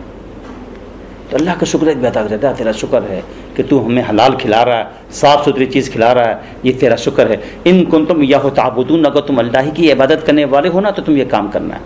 اس کے بعد اللہ سبحانہ و تعالیٰ نے حرام جو چیزیں ہیں اس کی ایک چھوٹی سی لسٹ بیان کر دی۔ وہ 4 چیزیں ہیں جو اللہ نے حرام کیا، جو کھانے کی چیزیں ہیں۔ انما حرم علیکم المیتۃ، تمہارے اوپر اللہ نے حرام کیا مردار کو۔ کیوں؟ مردار کھانے سے ہم کو نقصان ہوگا۔ والدم، خون کو حرام کر دیا۔ ظاہر بات ہے ایک جانور کا خون جو ہے بندہ ذبح کرتا ہے وہ خون پینا شروع کر دیتا ہے، تو ظاہری بات ہے خون کے اندر بیماریاں ہیں، اور ساتھ ساتھ اسپریچولی نقصان کیا ہوگا؟ پھر وہ چیز ہماری باطن، ہماری فطرت کے اندر آئے گی، پھر آج وہ جانوروں کو خون پیے گا، کل کو انسانوں کو خون بھی پینا شروع کر دے گا۔ وہ غلاثت لے کے جائے گی اس کو، جس کو خون کا خدا خطہ ٹیسٹ میں پڑ جائے، اللہ معاف کرے، تو پھر جانوروں کو چھوڑ کے نہیں ملے گا جانور تو پھر بندوں کو ذبح کر کے نا خون پینا شروع کر دے گا۔ ولحم الخنزیر، چوتھی چیز خنزیر کے گوشت کو اللہ سبحانہ وتعالی نے حرام فرمایا، اور یہ تیسری چیز ولحم الخنزیر ہے۔ چوتھی چیز ہے وما اہل لغیر اللہ، وما اہل بہ لغیر اللہ، اور وہ جانور جس کو ذبح کیا جائے اللہ کے علاوہ کسی اور کے نام پر، یعنی غیر اللہ کے نام پر جانور کو ذبح کیا جائے، کہ یہ جانور جو ہے فلاں بابا کے نام پر، بسم اللہ اللہ اکبر نہیں، بابا کا نام لیا جا رہا ہے، یا کوئی شخص کہتا ہے کہ یہ جانور نبی کریم صلی اللہ علیہ وسلم کے نام پر ہے، بسم محمد صلی اللہ علیہ وسلم، یہ کہہ کے جانور ذبح کر رہا ہے، یا بسم فلاں کسی کے نام لے کے ذبح کر رہا ہے، تو اب وہ جانور اللہ اکبر چونکہ نہیں کہا، اللہ کا نام نہیں لیا، غیر اللہ کے نام پر ذبح کر رہا ہے، تو جانور بھی حرام۔ تو 4 طرح کی چیزوں کو حرام قرار دیا ہے۔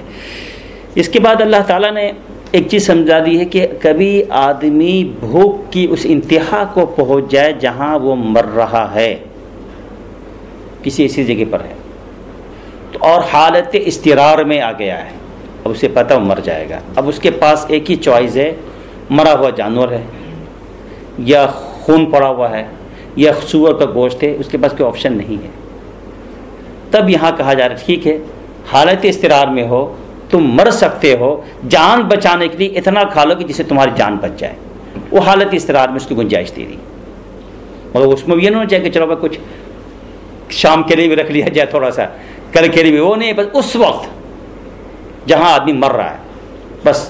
اسی لیے غیر باغی ولا عادین کی قید لگائے، تجاوز نہ کر جائیں، آپ حد سے آگے نہ بڑھ جائیں، بس اس وقت جس سے آپ کی جان بچ جائے، بس اس سے آگے نہیں بڑھنا ہے۔ اس کے بعد اللہ تعالیٰ نے یہودیوں کا جو میں نے ذکر کیا تھا کتمان حق جو کرتے تھے اس کی سزا بتائی ہے کہ اللہ تعالیٰ فرماتے ہیں کہ ان الذین یکتمون ما انزل اللہ من الکتاب، وہ لوگ جو چھپاتے ہیں اس بات کو جو اللہ نے کتاب میں نازل کیا، وَيَشْتَرُونَ بِهِ ثَمَنًا قَلِيلًا، یہ لوگ کیا کرتے ہیں اس کے بدلے میں مال کو کیا بولتے ہیں کتاب کو بیچتے ہیں تھوڑا سا مال لے کر۔ یہودی حرکت کرتے تھے، پہلے بھی آ چکا کہ اللہ کے حکم کا بدل کر جس نے جتنا پیسہ دیا اس کے مطابق مسئلہ بیان کر دیتے تھے۔ ان کا حشر کیا ہوگا کہ یہ لوگ جو اپنے پیٹ میں لقمے ڈال رہے ہیں، اولئک ما یأکلون فی بطونہم الا النار، یہ اپنے پیٹ میں انگارے ڈالے، انگارے دیکھنے میں شاندار کھانا ہے لیکن در حقیقت وہ آگ ڈال لے اپنے پیٹ میں، وہ مجدب لقمے نہیں ہے، وہ انگارے جو اپنے پیٹ میں ڈال رہے ہیں کہ وہ اللہ کے کلام کے ساتھ مذاق کر رہے ہیں، اس کو بیچ رہے ہیں، اوپر سے حق کو چھپا رہے ہیں، صحیح بات کو چھپا کر۔ اور قیامت میں ان کا حشر یہ ہوگا کہ وَلَا يُكَلِّمُهُمُ اللَّهُ يَوْمَ الْقِيَامَةِ، خدا نہ ان سے باتیں کرے گا، وَلَا يُزَكِّيهِمْ، نہ ہی خدا ان کا تزکیہ کرے گا، یعنی اللہ تعالیٰ ان کو جہنم میں پھینکے گا for the punishment, not for the purification. یہ نہیں ہوگا کہ بھائی مسلمان بھی تو اللہ معاف کرے گناہ کی وجہ سے کتنے ایسے ہوں گے جو جہنم میں جائیں گے، لیکن جہنم کی آنکھ ان کو پاک کرے گی، ان کا تزکیہ کرے گی۔ جب ان کا تزکیہ ہو جائے گا، پاک ہو جائیں گے، جنت میں چلے جائیں گے۔ اسی لیے تو تزکیہ کی اتنی امپورٹنس ہے۔ جس کا تزکیہ دنیا میں نہیں ہوگا تو جہنم کی آنکھ اس کا تزکیہ کرے گی۔ یہ مسئلہ ہے، یہ ایشو سارا۔ اسی لیے کہتے ہیں دنیا میں محنت کر کے اپنا تزکیہ کر لے، اپنے آپ کو یہیں پاک کر لے، پھر تو آدمی سیف ہے۔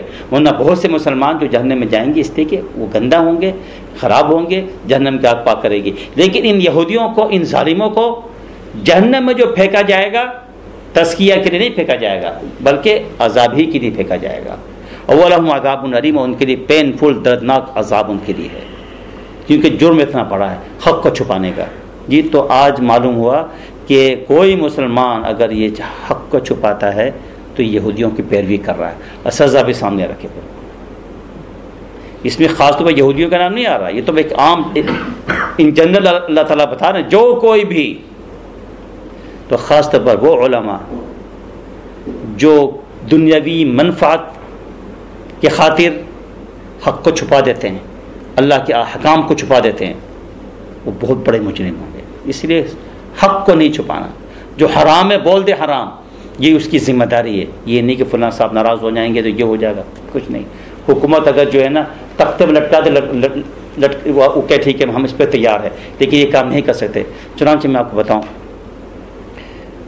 حدیث شریف میں آتا ہے کہ افضل الجہاد کلمۃ حق عند سلطان جائر، ایک روایت میں جابرین آتا ہے کہ سب سے بہترین افضل ترین جہاد یہ کلمہ حق کہہ دینا اپنے بادشاہ کے سامنے، اپنے جی چاہے وہ کتنا ہی ظالم کیوں نہ ہو، کتنا ہی جابر کیوں نہ ہو، جان کی پرواہ نہ کرے، حق بولے۔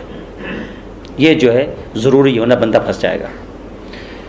خیر، اس کے بعد اللہ سبحانہ و تعالیٰ نے ایک لسٹ بیان کی ہے تقوی کی، لیس البر ان تولوا وجوہکم سے، کہ نیکی یہ نہیں کہ تم اپنے چہرے کو پھیلو مشرق یا مغرب کی طرف، نیکی یہ ہے وَلَٰكِنَّ الْبِرَّ مَنْ آمَنَ بِاللَّهِ۔ یہاں سے اللہ تعالیٰ نے تفصیل، لمبی آیت ہے، اس میں تو خیر پورا گھنٹہ لگ جائے گا، صرف میں اشارہ کرنا چاہ رہا ہوں۔ اس آیت کے اندر جو اللہ سبحانہ و تعالیٰ نے تقوی کے بارے میں جو آخر میں سرٹیفکیٹ دیا تقوی کا، وَأُولَٰئِكَ هُمُ الْمُتَّقُونَ کا، کہ یہ وہ لوگ متقین ہے، تو بیسیکلی اس پوری آیت کے اندر دو چیزیں بتائی گئی ہیں، حقوق اللہ اور حقوق العباد۔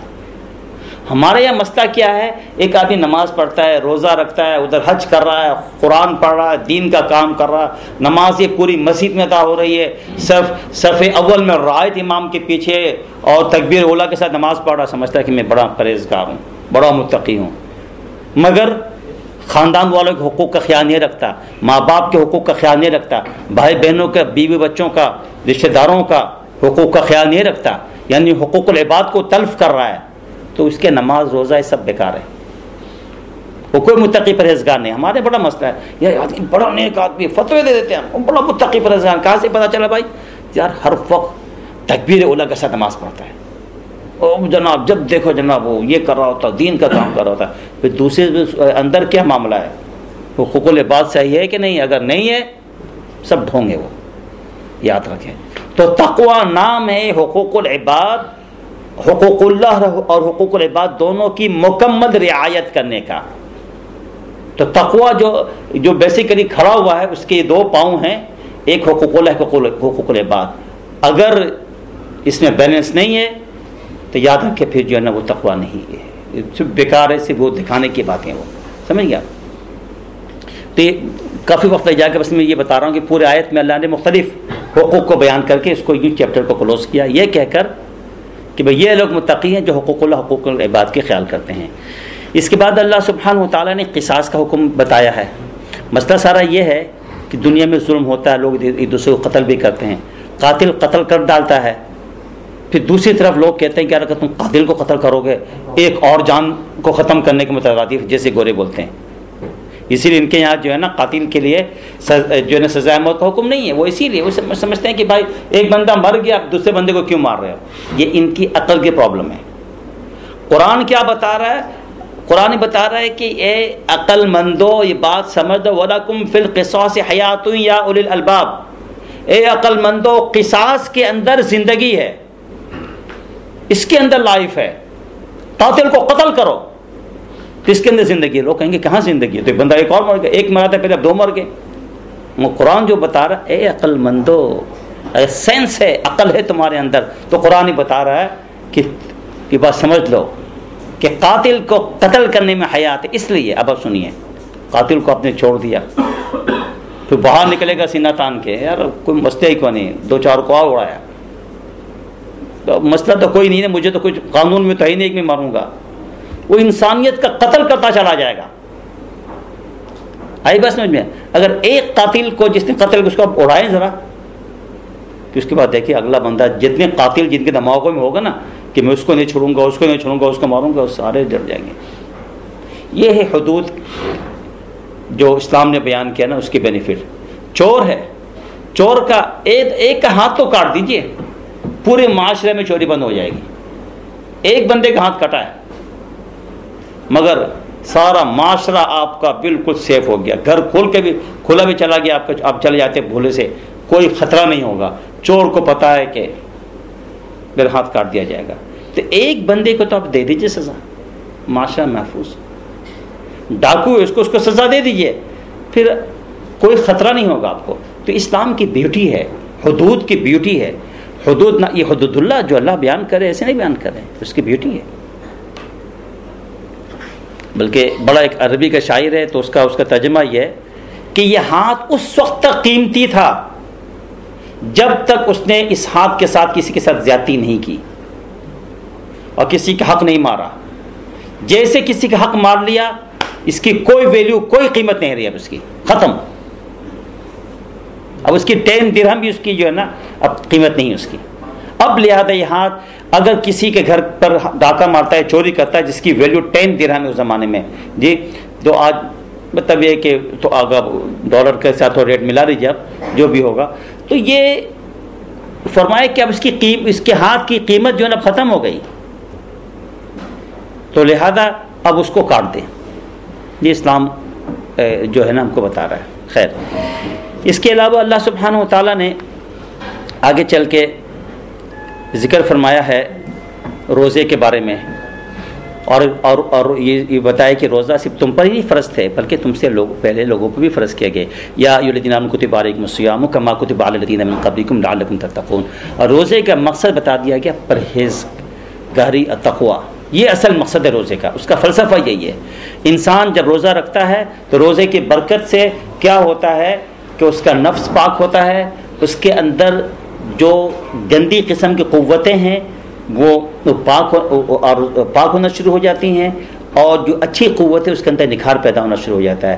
انسان کے اندر 3 طرح کی قوتیں ہیں. ایک قوت عقلیہ, عقل والی, سینس والی قوت, یہ جو محمود ہے, عمدہ ہے.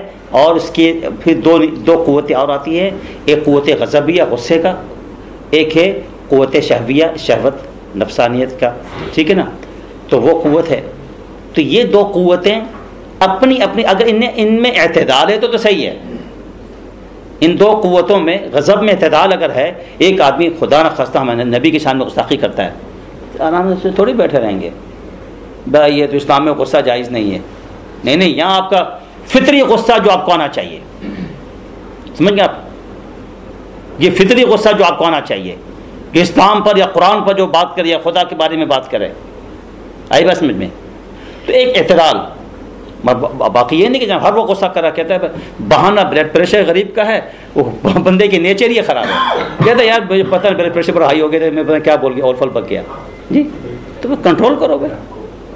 تو یہ قوت غضبیہ, تو روزے کی کا فائدہ یہ ہے کہ قوت غضبیہ کے اندر اس کو نیچے دباتا ہے. اسی لیے حدیث شریف میں آتا ہے نا کہ روزے کی حالت میں کوئی آپ سے گالی گلوچ کرے نا, ان سے پتہ کیا کرے, جواب دے دو بھائی میں روزے سے ہوں, میں کچھ نہیں بولوں گا. گالیاں دو مگر میں جواب نہیں دوں گا کیونکہ میں روزے سے ہوں. تو روزے کے بینیفٹ ہے.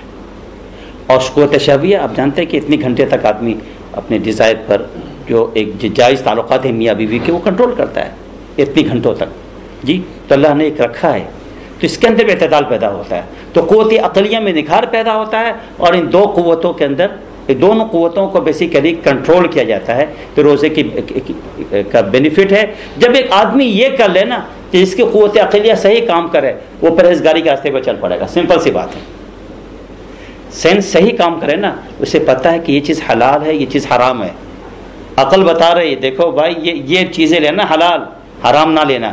تو آدمی جب حلال حرام میں تمیز کرے گا, اچھی بری چیز میں تمیز کرے گا, حق و باطل میں تمیز کرے گا, کیونکہ قوت عقلیہ کام کر رہی ہے, تو صحیح اس کا جو ڈائریکشن جو ہوگا نا صحیح ہوگا. تو یہ ہے تقویٰ کا راستہ. تو روزے کی بڑی بینیفٹ, سب سے بڑی بینیفٹ جو ہے یہ ہے, انسان جو ہے کیا ہے تقوی کے راستے پہ چل پڑتا اور پرہیزگار متقی بن جاتا ہے.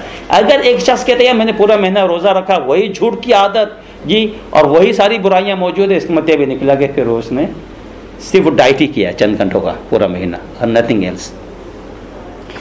اس کے بعد آگے چل کے اللہ سبحانہ و تعالیٰ نے قرآن کریم کے بارے میں ذکر فرمایا کہ یہ رمضان ہی کا مہینہ ہے کہ جس مہینے میں جہاں اللہ نے ہمارے لیے روزے رکھے تھے, دوسری طرف قرآن کریم کو بھی نازل فرمایا. شہر رمضان الذی انزل فیہ القرآن, تو قرآن کے نزول کا مہینہ ہے. اس کے بعد آگے چل کے اللہ سبحانہ و تعالیٰ نے یہ بھی ذکر فرما دیا کہ ہم اپنے رب سے ہر وقت دعا کیا کریں, بھیک مانگا کریں. اذا سألک عبادی عنی فإنی قریب, اے نبی لوگ جب پوچھتے ہیں میرے بارے میں کہ میں کہاں ہوں, کہہ دیجئے کہ میں بہت ہی قریب ہوں. اجیب دعوت الداعی اذا دعانی, میں دعا کرنے والوں کی پکارنے والوں کی پکار کو جب بھی وہ مجھے پکارتا ہے میں اس کی پکار کو قبول کرتا ہوں. یہ اللہ سبحانہ و تعالیٰ نے بات بتا دی. جس کا مطلب یہ نکلا کہ بھائی اس آیت میں کہیں نہیں لکھا ہوا ہے کہ فلاں وقت نہیں مانگ سکتے, 24 hours اینی ٹائم. تو لہذا وہ لوگ جو فرض نماز کے بعد دعا مانگتے ہیں وہ بھی اس میں شامل ہے. یہاں نہیں آ رہا کہ فرض کے بعد دعا نہیں مانگ سکتے یا اجتماعی دعا نہیں مانگ سکتے نا. بعض احمق جی جو دعاؤں کے دشمن ہیں جی بدبختی ان کی ہے, خدا سے مانگے اجتماعی طور پر تو ان کو تکلیف ہوتی ہے. ارے اس آیت یہ قرآن کریم میں موجود ہے کہ اذا دعانی, جب بھی مانگے, انڈیویجولی مانگے یا کولیکٹیولی مانگے, آیت میں کہیں ذکر نہیں آ رہا, مطلقاً ہے. اینی ٹائم, بیفور نماز, آفٹر نماز, بیفور فرض صلاح, آفٹر فرض صلاح, اینی ٹائم, انفرادی ہو یا اجتماعی ہو, سب آیت میں شامل ہے اذا دعانی کے اندر. تو میں تو قرآن شریف کی اس آیت سے دلیل پکڑتا ہوں. اجتماعی دعا کا ثبوت قرآن سے ہے. اور شاید آپ کو ایک اصول نہیں معلوم فقہ کی کہ المطلق یجری علی اطلاقہ, جو مطلق جو ہے نا اپنے اطلاق پر چلتا ہے, مطلقاً چلتا ہے, اس کو پھر ہم مقید نہیں کر سکتے, اس کو ہم خاص نہیں کر سکتے کہ فرض کے بعد کے نہیں ہو سکتے. قرآن نے کہہ دیا کہ جب بھی دعا مانگے اور کسی بھی حالت میں دعا مانگے, انفرادی اجتماعی کچھ بھی قرآن مینشن نہیں کر رہا, وہ مطلق ہے, مطلق چلے گا. وہ اگر اس کو مقید کرنا ہے تو اس کے لیے پھر ہم کو دلیل چاہیے ہوگی, کوئی حدیث لائے کہ جس میں نبی کریم صلی اللہ علیہ وسلم نے منع کیا ہو کہ فرض دیکھو فرض کے بعد اجتماعی دعا نہ کرنا, پھر یہ آیت پھر مقید ہو جائے گی اس حدیث سے. ایسے کوئی نہیں. کون سمجھ گیا؟ اس کے بعد آگے چل کے اللہ سبحانہ و تعالیٰ نے ذکر فرمایا ہے چاند کے بارے میں. جہاں روزے کا ذکر کہتے ہیں تو چاند کا ذکر کر دیا. یسألونک عن الأہلہ, لوگ آپ سے ہلال کے بارے میں سوال پوچھتے ہیں, چاند کے بارے میں سوال پوچھتے ہیں, تو وہ کیا مسئلہ ہے؟ اللہ تعالیٰ فرماتے ہیں نبی ان سے کہہ دیجیے ہی مواقیت للناس, یہ چاند لوگوں کو ٹائم بتاتا ہے. تو ہمارے مہینے وہ فکس ہوتے ہیں کس سے؟ چاند سے, ہلال سے ہوتے ہیں, ٹھیک ہے. باقی ہلال کے مسئلہ تو بہت سن چکے، آپ لوگ سنتے رہتے ہیں مجھ سے، اس کی تفصیلات میں جانے کی ضرورت نہیں ہے، بس اتنا ذہن میں رکھ لیجیے گا، ہلال جو کریسنٹ جس کو بولتے ہیں، اس کی ڈیفینیشن اسلامی لحاظ سے معلوم کرنا چاہتے ہو وہ معلوم کر لیجیے، آپ چاہیں تو آبزرویٹری والے سے پوچھیں کہ ہلال کس کو بولتے ہیں، تو بات سمجھ میں آ جائے گی۔ تو پھر وہ لوگ جو بولتے ہیں کہ بس چاند جو جسٹ ہورائزن میں آ جائے رائٹ آفٹر سن سیٹ، وہ ہمارے لیے جو کیا ہے وہ کافی ہے، پوچھئے دنیا کا کوئی اسٹرانومر جو بتا دے کہ اس کو ہلال بولتے ہیں، کریسنٹ ہوتے ہی نہیں ہے۔ کریسنٹ وہ ہوتا ہے کہ جس کو اتنا ٹائم چاہیے ہوتا ہے جو سورج سے اتنا اوے ہو جائے کہ جو وہ کریسنٹ بن سکے۔ ابھی تو وہ یہی موجود ہے، وہ کریسنٹ بنے ہی نہیں، وہ اس کو کریسنٹ بننے کے لیے اس کا ٹائم چاہیے ہوتا ہے جی 12 ڈگری اوے ہونا ہے اس کو سن سے، تاکہ وہ کریسنٹ کی شکل تو بنے۔ تو سمپل سے بات ہے، تو لہذا ہم بات ہلال کی کریں، قرآن ہلال کی بات کر رہا ہے، اس مون کی بات نہیں کر رہا ہے۔ جو مون، یاد رکھے مون کبھی کیا ختم بھی ہوتا ہے، کیا اس کی کوئی پیدائش ہوتی ہے؟ یہ تو لوگوں نے ایسے، ان کے پاس کوئی اصطلاح نہیں ہے تو برتھ آف دا مون کہہ دیتے ہیں۔ مون کیا کوئی مر جاتا ہے تو ڈیتھ ہو جاتا ہے جی، اس کے بعد جا کے پھر جو اس کی پیدائش ہو رہی، کوئی نہیں۔ مون تو از دیئر، آلویز دیئر۔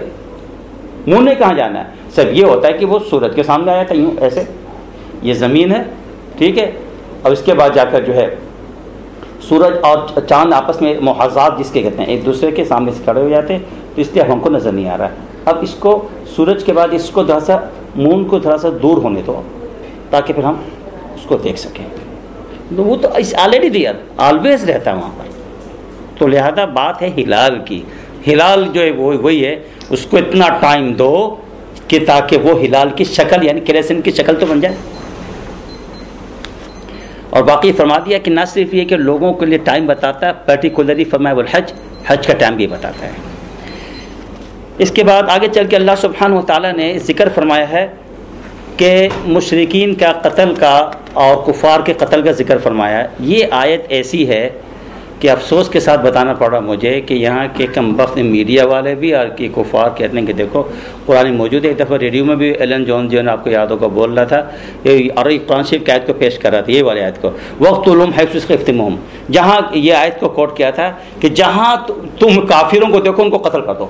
یہ تمہارے قرآن میں موجود ہے، اسی لیے یہ جو ہے نا جتنے بھی جو ہے نا یہ جو قتل کرتے رہتے ہیں اس لیے قتل کرتے رہتے ہیں، ان قرآن میں مینشن ہے۔ ارے ظالم، یہ جو ہے نا آیت کا سیاق سباق اور اس کے مطلب سمجھنے کی کوشش کرو۔ یہ قرآن ہی نہیں بتا رہا چلتے پھرتے کوئی کافر نظر ہے اس کو اڑا دو۔ یہ خاص حالات میں جب لڑائی ہو رہی ہے، میدان جنگ ہے، اس وقت لڑائی ہو رہی ہے تو ضرورت وہ ہمیں قتل کرے، ہم ان کو قتل کر رہے ہیں۔ باقی جیسے ہی آپ کو یاد ہے صبح سے شام جب لڑائی ہو رہی ہے، فار ایگزامپل پہ اناؤنسمنٹ ہوتا ہے نا کہ شام کو ہوتا ہے کہ جنگ بند کر دی جائے، اس کے بعد کسی کو اجازت نہیں ہے کہ کوئی دوسرے کو مارے،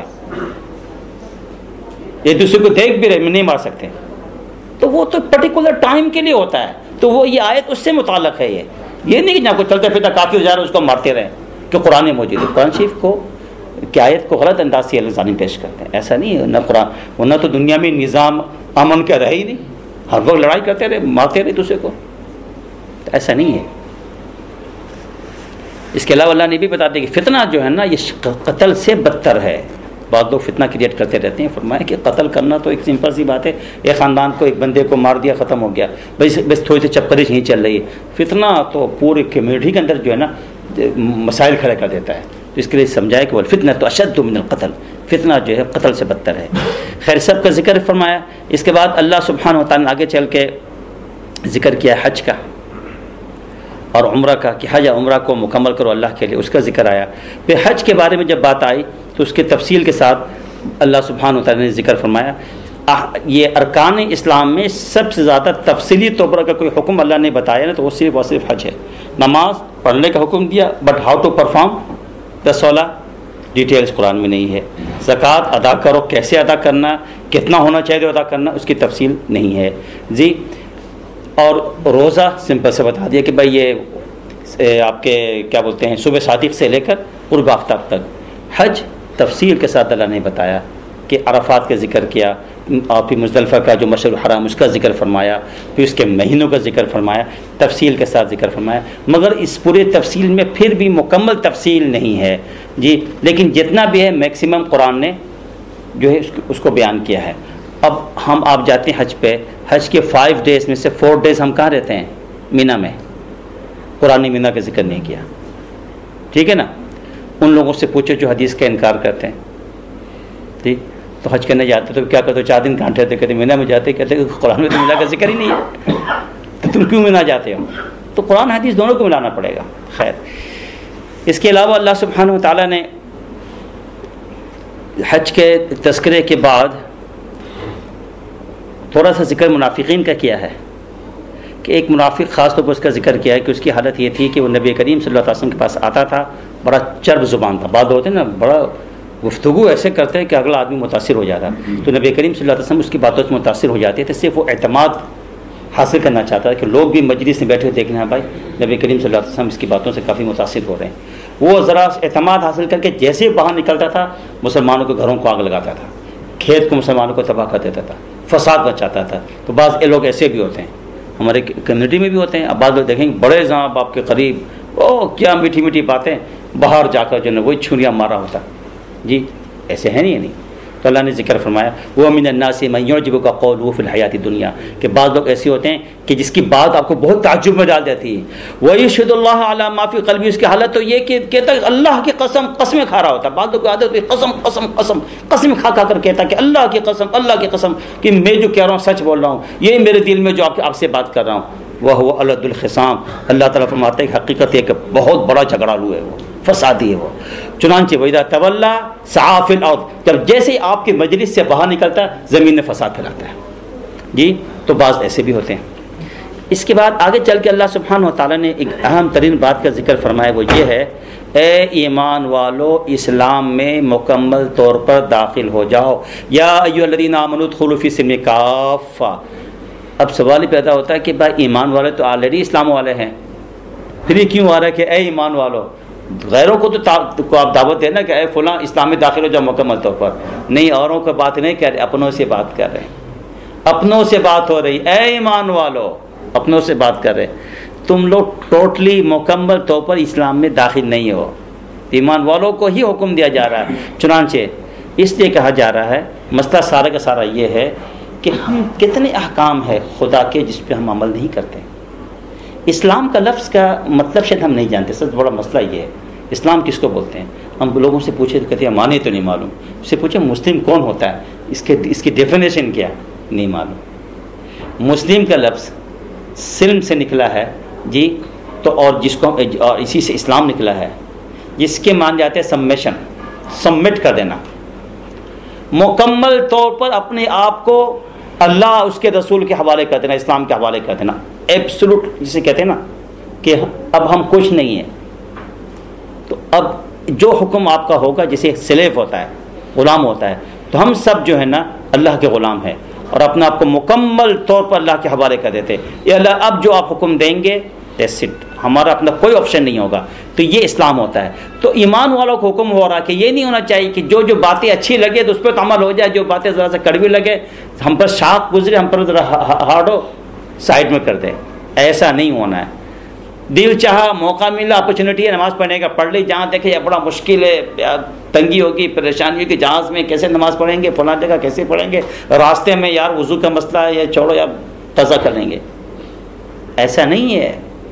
حکم ہے، حکم ہے، ختم، چاہے ہواؤں میں ہو، چاہے سمندر میں ہو، چاہے زمین میں، کہیں بھی ہو، پڑھنے ہمارے کو، گاڑی روک کے پڑھیں، جہاز میں پڑھیے، کہیں پڑھے، پکا مسلمان۔ اسلام میں ایک تو ایگزامپل سے نماز کی دے رہا ہوں، لاکھوں مثالیں ہیں جی۔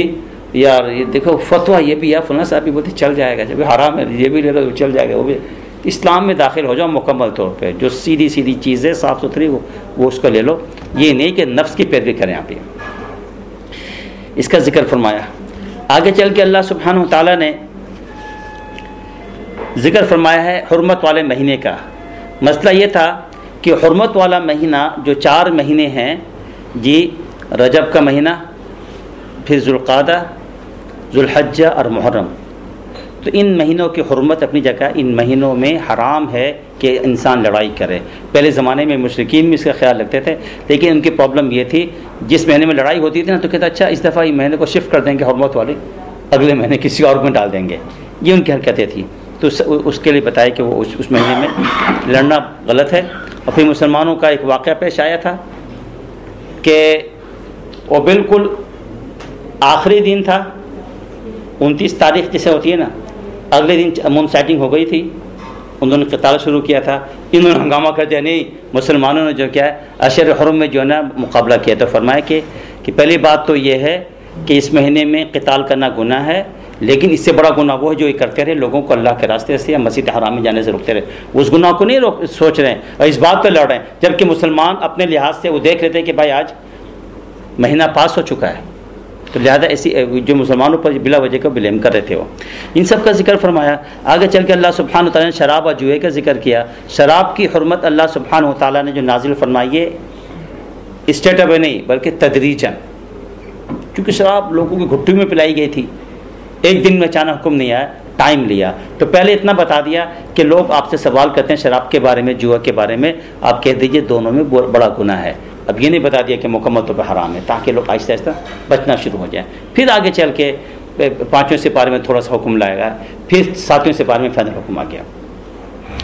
اس کے علاوہ اللہ سبحانہ و تعالیٰ نے ایک بات بتائی، یہ دیکھیے گا، بہت ہمارے شیخ مولانا اشفاق صاحب رحمۃ اللہ علیہ اس آیت پہ ایک نقطہ بیان کرتے تھے، میں اسے مس نہیں کرنا چاہ رہا ہوں۔ یہ فرما رہے کہ کذالک یبین اللہ لکم الآیات لعلکم تتفکرون فی الدنیا والآخرہ، اللہ تعالیٰ اپنی آیات کو بیان کرتا ہے تاکہ تم فکر کرو۔ آیت گول بنی ہوئی ہے، لیکن ہمارے حضرت شیخ فرماتے تھے یہاں اسٹاپ مت کرنا، آگے لا بھی لکھا ہوا ہے، فرماتے تھے کہ لعلکم تتفکرون فی الدنیا والآخرہ، والآخرہ پہ آ کے سانس توڑنا، مراد یہ ہے کہ تاکہ تم فکر کرو دنیا کی زندگی میں اور فکر کرو آخرت کے بارے میں۔ تو یہ کہنا کہ بھائی صرف فکر آخرت ہونی چاہیے، فکر دنیا کی ضرورت نہیں ہے، یہ قرآن کے مزاج کے خلاف ہے۔ ہم کو دنیا میں بھیجا ہے تو فکر دنیا تو کرنا ہے نا، فکر معاش کرنا نہیں کرنا ہے بھائی، بیوی بچوں کو پیٹ بھرنے کے لیے طریقے اختیار کرنے ہے، سوچنا ہے، کاروبار کرنا ہے، سب کچھ سارے یہ فکر دنیا ہے۔ ہاں ایسا نہیں کہ فکر دنیا میں انوالو ہو کر فکر آخرت بھلا دیں، کہ ٹو مچ انوالو ہو جائے پھر ہم نماز کو بھول جائیں، ٹو مچ انوالو ہو جائے کہ ہم پھر جو ہے نا حقوق اللہ کو ایبسولوٹلی بھلا دیں، وہ نہیں ہے۔ ضرورت ہے دنیا میں رہنا ہے، حلال طریقے سے سب چیزیں دیکھ کر اب فکر کیجیے دنیا کے بارے میں، اور کرنا چاہیے۔ اور ہمارے شیخ اللہ تعالیٰ کے درجات بلند فرمائے ایک بڑی بات کہا کرتے تھے کہ کامل شخص وہ ہے، بلکہ فرماتے تھے کامل ولی، مکمل ولی اللہ، پرفیکٹ ولی اللہ وہ شخص ہے جس کا فکر معاد اور فکر معاش دونوں کامل درجے کا ہو۔ فکر معاد جو آخرت ہے اس پر پوری نگاہ ہے، آخرت پر، اس دنیا کے بعد میں نے وہاں جانا، اس کے لیے کام کرا اکارڈنگلی، اور فکر معاش بھی کامل درجے کا ہے ماشاء اللہ۔ دنیا کے ساری بزنس ہو، تجارت ہو، یہ ہے وہ، پورا مکمل طور پر دنیا میں موجود ہے، یہ نہیں کہ جناب اسے کچھ پتہ ہی نہیں کیا ہو رہا ہے، مکمل طور پر۔ تو معاش مکمل، معاد میں مکمل، فرمایا کہ آدمی صحیح معنوں میں پکا ولی اللہ ہے۔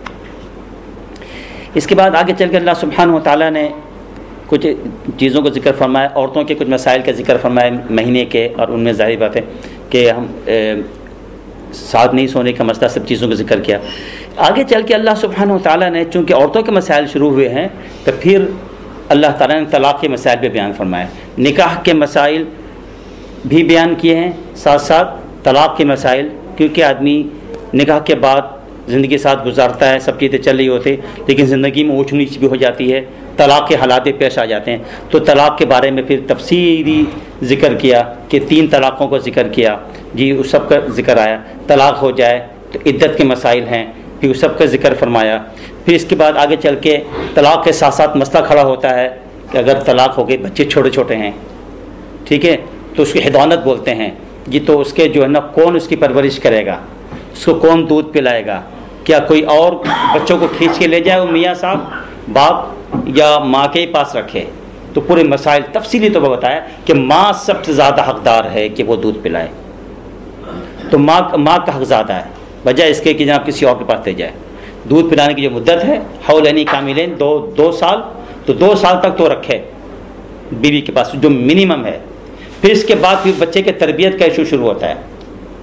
تو بچہ کے بلوغت تک یہی ریکمینڈیڈ ہے کہ ماں ہی لک آفٹر کرے. دوسری عورت چاہے کتنے ہی نیک صالح کیوں نہ ہو، کل کو اس کی اولاد ہوگی تو پھر پہلی اولاد کو صحیح طریقہ سے نہیں خیال رکھ سکے گی، چاہے وہ کتنے ہی نیک صالح کیوں نہ ہو. یہ ایک مسئلہ ہے، اس سے قرآن اور شریعہ ریکمینڈ کرتا ہے کہ ماں ہی کے پاس رہنا چاہیے، اور اس درمیان میں اس بچے کی تربیت کے ایام میں جو اس سے خرچے ہیں باپ برداشت کرے گا. تو پورا قرآن نے بیان کیا. طلاق کے بعد جو اس کے جو بعد میں جو حالات ڈیولپ ہوتے ہیں، جو پریشانیاں آتی ہیں، تو اس کا حل قرآن نے بیان کیا، اس طریقے سے ہونا چاہیے. ایک طلاق کا مسئلہ بیان کیا، پھر اس چیزیں ہوئیں. پھر اس کے ساتھ ساتھ ایک مسئلہ آتا ہے، کبھی میاں صاحب طلاق نہیں دیتے، میاں صاحب دنیا سے چلے جاتے ہیں، انتقال ہو جاتا ہے. تو پھر وہ اس کا ذکر کر دیا. تو اگر طلاق ہو جاتی ہے، طلاق کی صورت میں تو یہ کہ 3 مہینے اگر ایک عورت یعنی عام مہینے میں رہتی ہے تو اس کے 3 جو اس کے جو مینسس پیریڈ ہوتے ہیں اس کے عدت طلاق ہے، ٹھیک ہے. اور اگر میاں انتقال ہو جاتا ہے تو عدت طلاق تھوڑی سی بڑھا دی ہے، وہ عدت وفات بڑھا دی ہے. وہ کیا ہے؟ 4 ماہ 10 دن. تو اس کا ذکر کر دیا، 4 مہینے 10 دن بتا دیا کہ عورت کو چاہیے کہ وہ جو ہے انتظار کرے، کسی اور سے شادی ادا کرے تو اس کی عدت کے پیریڈ ہے. ہاں اگر عورت پریگننٹ ہے، حمل سے ہے، اس صورت کے اندر وضع حمل جو ہوگا، ڈیلیوری جو ہے نا، وہ اس کی عدت ہے. مثال کے طور پر اگر طلاق دی میاں نے طلاق دی آج جس وہ 2-4 دن پہلے ہی فار ایگزامپل جو ہے نا وہ حمل سے ہوئی تھی، پورا 9 مہینہ یا 8 مہینہ جو بھی پیریڈ ہے نا اسے انتظار کرنا پڑے گا. 3 مہینے نہیں ہوں گے، پھر وہاں تک اس کا پیریڈ وہاں تک جائے گا. اور اسی طریقے سے وفات کا بھی یہی ہے کہ 4 ماہ 10 دن کی جگہ پھر وہ بھی دور تک جائے گا. کسی اور شادی نہیں کر سکتی جب تک کہ ڈیلیوری نہ ہو جائے. وہ تو میں نے لانگ بتایا، اس کو شارٹ بھی کر سکتے ہیں کہ معلوم ہے کہ جب نیکسٹ ڈے جو ہے نا ایکسپیکٹ کر رہی تھی، وہ میں نے آج طلاق دے دیا، تو عورت جو ہے نا جیسے وضع حمل ہوگا فارغ ہو جائے گی، اس کو 3 ماہ گزارنے کی ضرورت نہیں ہے. وضع حمل ہے وہ ایک کم سے کم پیریڈ کے بتا دیا اور لانگ سے لانگ کا بھی بتا دیا. تو بہرحال اللہ سبحانہ و تعالیٰ نے تمام چیزیں بتائی. ایک مسئلہ سمجھا دیا، جب ایک عورت مطلقہ ہوتی ہے یا متوفی عنہا زوجہ، یعنی اس کے جس کا میاں کا انتقال ہوا ہوتا ہے، جو اس میں ہوتے ہیں نا، تو بعض لوگوں کی نگاہ ہوتی ہے چلو بھائی طلاق ہو گئی یا میاں مر گیا، چلو بھائی شادی وادی کر لیں ان سے. ہوتا ہے جب ہمدردی میں بھی ہوتا ہے کہ بھائی چلو. تو اس کا بھی بتا دیا کہ ایسا نہیں ہو، جب تک عدت پیریڈ میں ہے نا، ولا تعزموا عقدۃ نکاح، ابھی نکاح کا تم قصد نہ کرنا کیونکہ ابھی عدت میں گزر رہی ہو. یہ نہیں کہ جناب وہ پہلے سے جو ہے نا شروع ہو جائے بات چیت شروع کر دے، بالکل ایسا نہیں کرنا چاہیے، بہت ہی خلاف ہے اس چیز کا. اس کے بھی اللہ نے منع کر دیا. تمام چیزیں چل رہی تھی تو مسئلہ بیچ میں ایک اور ایشو بنتا ہے، وہ ہوتا مہر کا. مہر کے جھگڑے بھی آ جاتے ہیں نہ، وہ میاں نے مہر نے پے کیا دیا اور یہ ہو گیا، وہ لڑائی جھگڑے ہو جاتی ہیں. تو پھر اللہ تعالیٰ نے پھر مہر کے بھی مسائل بیان کر دیے، سمجھا دیا. پھر مہر بھی کئی طرح کے ہیں، سن لیجیے آپ. ایک نکاح کے موقع پر نکاح تو کرا دیا، آپ مہر رکھنے بھول گئے. اب فور اینی ریزن مہر کا رکھیں نہیں، قاضی صاحب بھی بول گئے، خاندان والے بول گئے، ایجاب نکاح تو ہو گیا، یہ نہیں کہ نکاح نہیں ہوا ہے. تو اس کے لیے مہر تو بھرا رکھنا ہے، اس کی کنڈیشن تھی. وہ مہر مثل رکھا جائے گا. مہر مثل کیا ہوتا ہے کہ یہ دیکھا جائے گا کہ اس لڑکی کی اگر بہن ہے یا خاندان میں کوئی اور عورتیں ہیں، لڑکیاں جن کی شادیاں ہوئی نا، تو کیا رکھا گیا تھا، یا اس محلے میں اس علاقے میں اس میں کتنا ایک چلتا ہے ایوریج، اس کے مطابق مہر رکھ دیا جائے گا. ایک یہ ہو گیا. دوسرا یہ ہے کہ مہر کے بارے میں ایک پرابلم یہ کہ لوگ ہمارے یہاں خاص طور پر اللہ معاف کرے، بعض لوگ سمجھتے ہیں مہر کے مطلب دینا ہونا کوئی نہیں، بیوی سے معاف کروا لیں گے. رکھ لے بھائی، دنیا کو دکھانے کے لیے پیپر میں دکھا دیں جناب کتنے بجے 10 لاکھ 50 لاکھ روپے، 1 کروڑ، پھر بولتے ہیں کہ دینا کب ہے، پہلی رات معاف کروا لیں گے. یہ ہے یہ میں اپنے معاشرے کی بات کر رہا ہوں، یہ اپنی اسی دنیا میں جہاں آپ موجود ہیں، معاف کروا لیں گے. تو وہ آپ کو بتا رہا ہوں نا کہ ایک تو یہ آپ سمجھ دیجئے کہ یہ سب جو ہے نا نہیں، مہر وہ رکھے جو آدمی افورڈ کر سکتا ہے. اچھے برے حالات کا نہیں پتہ، خدا نہ خواستہ بیوی پتہ نہیں کس طرح کی، معلوم ہے کہ آپ کو نیکسٹ ڈے فارغ کرنا پڑ جائے، یا وہ نیکسٹ ڈے وہ ہنگامہ کر دیتی ہے کہ جناب وہ آدمی کہتا ہے کہ بھائی میں تو رہ ہی نہیں سکتا. میں یہ بات کیوں بتانا چاہ رہا ہوں اپنے تجربات کے مطابق. ایک خاتون نے کیونکہ وہ طلاق ہو چکی، طلاق کا مسئلہ ہو گیا تھا.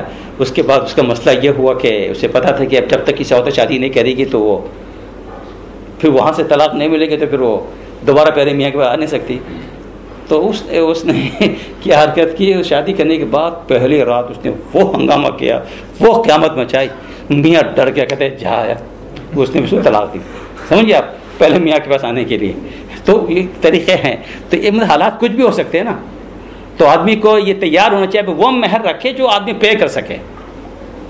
یہ قرض ہے، یہ قرض ہے. اور کتنے لوگ ایسے ہوتے ہیں کہ یار 20 سال ہو گئے، 40 سال ہو گئے، ہم نے تو کوئی بیوی کا مہر ادا نہیں کیا. بیچاری اتنی صابرہ ہے، صبر کرنے والی، غریب، وہ مانگ بھی نہیں رہی آپ سے. تو یہ نہ کریں آپ. مہر جو ہے وہ تو ایک گفٹ ہے، ایک تحفہ ہے شوہر کی طرف سے جو دیا جاتا ہے، اس کو دے دینا چاہیے. سن دے رہے ہو ٹھیک. اب اس کی 2 قسمیں ہوتی ہیں، جیسے ابھی طارق صاحب اشارہ کر رہے تھے. اس کی پھر 2 قسمیں ہوتی ہیں. پھر ایک ہے معجل عین کے ساتھ، یعنی اپ فرنٹ پے کرنا. یہ تو بہت اچھا ہے. ایک آدمی کہتا ہے ابھی جیب بھی اجازت نہیں دے رہی ہے اور میں بیوی کو بڑا تحفہ بھی دینا چاہتا ہوں، اچھے اماؤنٹ $10,000-20,000 بھی رکھنا چاہ رہا ہوں. وہ کہتا ہے کہ یار میں پے آفٹر میں جا رہا ہوں. تو اس کو مؤخر بولتے ہیں جی. اور اس کو معجل بولتے ہیں، حمزہ کے ساتھ، واو کے اوپر حمزہ لکھا ہوا ہوتا ہے. آفٹر، تاخیر کے ساتھ. اب دونوں رکھ سکتے ہیں، کوئی مسئلہ نہیں ہے، لیکن رکھے آدھا بھی. تاخیر کے مطلب نہیں کہ 20 سال گزار دے دینے آپ. وہ ایک طریقے سے وہ قرض ہے، وہ دینا ہے. ٹھیک ہے، سب مسائل ہو گئے. ایک اور مسئلہ سن لیجیے جو اللہ تعالیٰ یہاں بیان فرما رہے ہیں. وہ کیا ہوتا ہے کہ ایک آدمی نے نکاح کر لیا، مہر مقرر کر دیا جی. وَإِن طَلَّقْتُمُوهُنَّ مِن قَبْلِ أَن تَمَسُّوهُنَّ، اگر تم نے ان کو طلاق دی، اس وقت طلاق دی، ابھی تم نے ہاتھ بھی نہیں لگایا تھا، ساتھ سوئے نہیں تھے. وَقَدْ فَرَضْتُمْ لَهُنَّ فَرِيضَةً، آپ مہر بھی مقرر کر دیتا ہے. اللہ نے مہر کے لیے لفظ استعمال کیا، فریضۃ، فریضہ. اس کی امپورٹنس سمجھ لیں آپ، یہ کتنا اہم ہے. اللہ تعالیٰ چاہتے تو لفظ مہر بھی استعمال کر سکتے تھے نا، فریضۃ لفظ استعمال کریں. یہ الفاظ کی تعبیر بعض دفعہ جو ہے نا بڑی امپورٹنٹ ہوتی ہے، مہر کو مذاق نہ سمجھا جائے. تو اب فرما رہے کہ جب تم نے فریضہ فرض کیا ہوا تھا، وہ فرض جو تم نے فرض کیا تھا جی، ان کے لیے فریضہ یعنی مہر مقرر کیا تھا. ترجمہ آپ دیکھیں گے، اور ان کے لیے مہر مقرر کیا. لیکن میں آپ کو الفاظ بتا رہا ہوں کہ الفاظ تو دیکھیں میں کتنا موٹا اور کس طرح بھاری الفاظ استعمال ہوئے اس کے لیے. اب کیا کریں، سوئے بھی نہیں ساتھ، مہر مقرر ہو گیا، طلاق ہو گئی. تو اب کیا کرنا ہوگا، پورا مہر دینا پڑے گا، کیا کرنا پڑے گا. فرمایا کہ نہیں، فنصف ما فرضتم، ہاف، آدھا دینا پھر بھی پڑے گا. اب آپ ہاف دیں گے، سمجھ گیا. اللہ یعفون، یا پھر وہ اللہ یہ کہ وہ بڑی سخی داتا خاتون تھے، انہوں نے کہا چلو بھائی چلو میں نے معاف کیا. میاں صاحب معاف کروائیں نہیں، وہ خود معاف کرے، فرق ہے. تو برحال ان سب چیزوں کا ذکر فرمایا. آگے چل کے جب یہ سارے مسائل کو اللہ تعالیٰ بیان فرما رہے نا، نکاح کے، طلاق کے، عدت کے، تو انسان تھوڑی دیر کے لیے ان جھگڑوں میں پڑ جاتا ہے. نماز جیسی چیز کو بھول جاتا ہے تو فوراً ہلایا، حافظوا علی الصلوات والصلاۃ الوسطیٰ. یہ لڑائی جھگڑے زندگی کے چلتے رہیں گے، لیکن نمازوں کے معاملات یہ ہے کہ ان کو اپنے وقت پہ ادا کرنا ہے. حافظوا علی الصلوات والصلاۃ الوسطیٰ. اور نمازوں کا خیال رکھو، محافظت کرو، پابندی کے ساتھ ان کو ادا کرو. خصوصی طور پر بیچ والی نماز کا. بیچ والی نماز کون سی ہے، فجر یا عصر جی. اور بعض لوگوں نے اس کو فجر کا قرار دیا، بعض لوگوں کو عصر کی نماز کا قرار دیا. بہرحال دونوں تفسیریں صحیح ہیں، اس میں ڈیٹیل میں جانے کی ضرورت نہیں ہے، یہ سب اس میں بہرحال اس میں انکلوڈ ہیں. تو یوں کر لیجیے ساری نمازیں جو کرنی ہے. خاص طور پر 2 نمازوں میں ہوتا ہے کہ فجر میں آدمی لیزی ہو جاتا ہے، سویا پڑا رہ جاتا ہے. عصر میں کاروبار میں بزی ہو جاتا ہے تو وہ خطرہ رہتا ہے، اسی لیے خاص طور پر کہہ دیا خیال رکھنا. ڈزنٹ مین کہ صرف 2 نمازوں کا خیال رکھنا سب کا ہے، اور خاص طور پر کہ 2 وقت جو ہے نا غفلت کا ہوتا ہے. اس کے علاوہ اللہ سبحانہ وتعالیٰ نے، اب میں کچھ چیزیں اس میں جو ہے نا اسکپ کر کے جو اہم چیزیں بتانا چاہ رہا ہوں یہ ہے کہ اللہ سبحانہ وتعالیٰ نے آگے چل کے ایک چیز بتائی ہے کہ جب بنی اسرائیل کے اوپر اللہ تعالیٰ نے فرمایا کہ اللہ تعالیٰ جو ان کے لیے طالوت کو مقرر کریں بادشاہ. طالوت ایک بزرگ تھے جی، نیک آدمی تھے. وہ اللہ تعالیٰ بنی اسرائیل کے لیے جب حکم دیا کہ تمہارے لیے ایک ہم امیر مقرر کرنے والے، ایک بادشاہ مقرر کرنے والے ہیں جی، جو تم کو جہاد کے لیے بھی لے کے چلے گا، سب چیزیں نا. وہ لوگ کہنے لگے یہ یہودی کہ یہ تو کمزور آدمی ہے، نہ مال ہے، نہ دولت ہے، نہ پیسے ہے، نہ کوئی ہے. تو آدمی تو وہ ہو، بادشاہ وہ بنے جس کے پاس کچھ طاقت بھی ہو اور ساتھ ساتھ کچھ پیسوں سے بھی ہو، کچھ یہ بھی کچھ وہ بھی، یہاں تو کچھ نہیں ہے. تو یہ فرمایا کہ یہ کرائٹیریا نہیں ہوتا ہے جی. یہ اللہ سبحانہ و تعالیٰ نے فرمایا کہ جو کرائٹیریا ہے وہ یہ ہے، ان اللہ اصطفاہ علیکم وزادہ بسطۃ فی العلم والجسم. کرائٹیریا اللہ نے مقرر کر دیا کہ اللہ نے ان کو خوب علم عطا کیا ہے، ان کو پتہ ہے کس طریقے سے سسٹم کو چلانا ہے، اور طاقت بھی اللہ نے عطا کیا ان کو. یہ دو چیزیں ہیں، دو چیزیں ساتھ ہوں تو یہ جو ہے کیا ہے، یہ کمال کی چیز ہوتی ہے. یہ نہیں کہ جناب پیسہ کوئی معیار نہیں. آج ہمارے کتنے لوگ ہوتے ہیں کہ جتنا پیسہ والا ہوتا ہے نا وہ جناب وہ لوگ اس کو ووٹ دے رہے ہوتے ہیں، اس کو اپنا صدر بنا رہے ہوتے ہیں. فرمایا کہ پیسہ کرائٹیریا نہیں، نالج اور طاقت جو ہے نا، ہنر، علم، اور پھر یہ کہ قوت کہ جس کے ذریعے سے جو کیا ہے سسٹم کو چلا سکے، ان کا ذکر کر رہے. تو اب اس کے بعد یہ قوم کو پسند نہیں آیا کہ اس طرح کا آدمی ہمارے لیے بادشاہ بنایا جا رہا، پیسے والوں کو ہونا چاہیے تھا، تو اللہ نے اس کو منع کیا. اس کے بعد چیز بتائی جس کی میں خاص بات بتانا چاہ رہا ہوں کہ ان کی جو بادشاہت کی نشانی یہ بتائی کہ ان یاتیکم التابوت. تو انہوں نے پوچھا کہ نشانی کیا ہوگی، کس طرح کیا کیسے پتہ چلے گا کہ وہ بندہ جو ہے نا جس کے پاس یہ فرمایا کہ تمہارے پاس ایک تابوت آئے گا، ایک باکس آئے گا، ایک صندوق آئے گا جی، فیہ سکینۃ من ربکم، جس کے اندر سکینت ہوگی تمہارے رب کی طرف سے، وبقیۃم، اور اس میں کچھ چیزیں بقیہ ہوں گی، لیفٹ اوور چیزیں اس میں ہوں گی، مما ترک آل موسیٰ وآل ہارون، جو ہارون علیہ السلام اور موسیٰ علیہ السلام کے کچھ بقیہ چیزیں، ان کے کپڑے ہوں گے، ان کے جو ہے نا متبرکات اس میں موجود ہوں گے اس صندوق کے اندر. سمجھ میں آئے؟ تحملہ الملائکہ، جو فرشتہ اس کو لے کے آ رہے ہوں گے. میں یہاں جو بات کیا کرنا چاہ رہا ہوں، بہت سے لوگ تبرکات کے قائل نہیں ہیں. ٹھیک ہے، کہتے ہیں یار یہ کپڑے تو کیا ہو، نبی کا کپڑا ہے تو کیا ہوا، نبی کا عصا ہے تو کیا ہو گیا، نبی کی فلاں چیز تو کیا ہو گئے، ہے نا، نبی کے پیالی ہے تو کیا ہو گئے. لوگ سمجھتے ہیں کچھ بھی نہیں ہے. یہ قرآن بطور خاص اس چیز کو ذکر کر رہا ہے. معلوم ہو کہ تبرکات کی ایک امپورٹنس ہے، اور نہیں سمجھ گئے، تبرکات کی بہرحال ہماری زندگی میں امپورٹنس ہے. ہم لوگ اس چیز کو مانیں، قرآن اس کو بیان کر رہا ہے. میں سے مختصر بات بتا کے یہ جو ہم درس ختم کر دیں گے تو دوسرا سے آلموسٹ ختم ہو جائے گا. یہ جو ٹرکی حکومت کا جو معاملہ آپ کے سامنے ہے، پوری دنیا کو فتح کرتی رہی. ان کے پیچھے خاص بات بھی تھی، یہ متبرکات کو جمع کرتی رہی، انبیاء کی چیزوں کو جمع کرتی رہی، آپ کو معلوم ہوگا. اور انہوں نے ٹھیک ٹھاک جمع کیا تھا. جو ٹاپ کاپی پیلیس میں آج بھی چیزیں موجود ہیں، میں نے خود دیکھا ان چیزوں کو، جو گئے ہوں گے شاید وہ تائید کریں گے. جی پورا ایک سیکشن ہے متبرکات کا.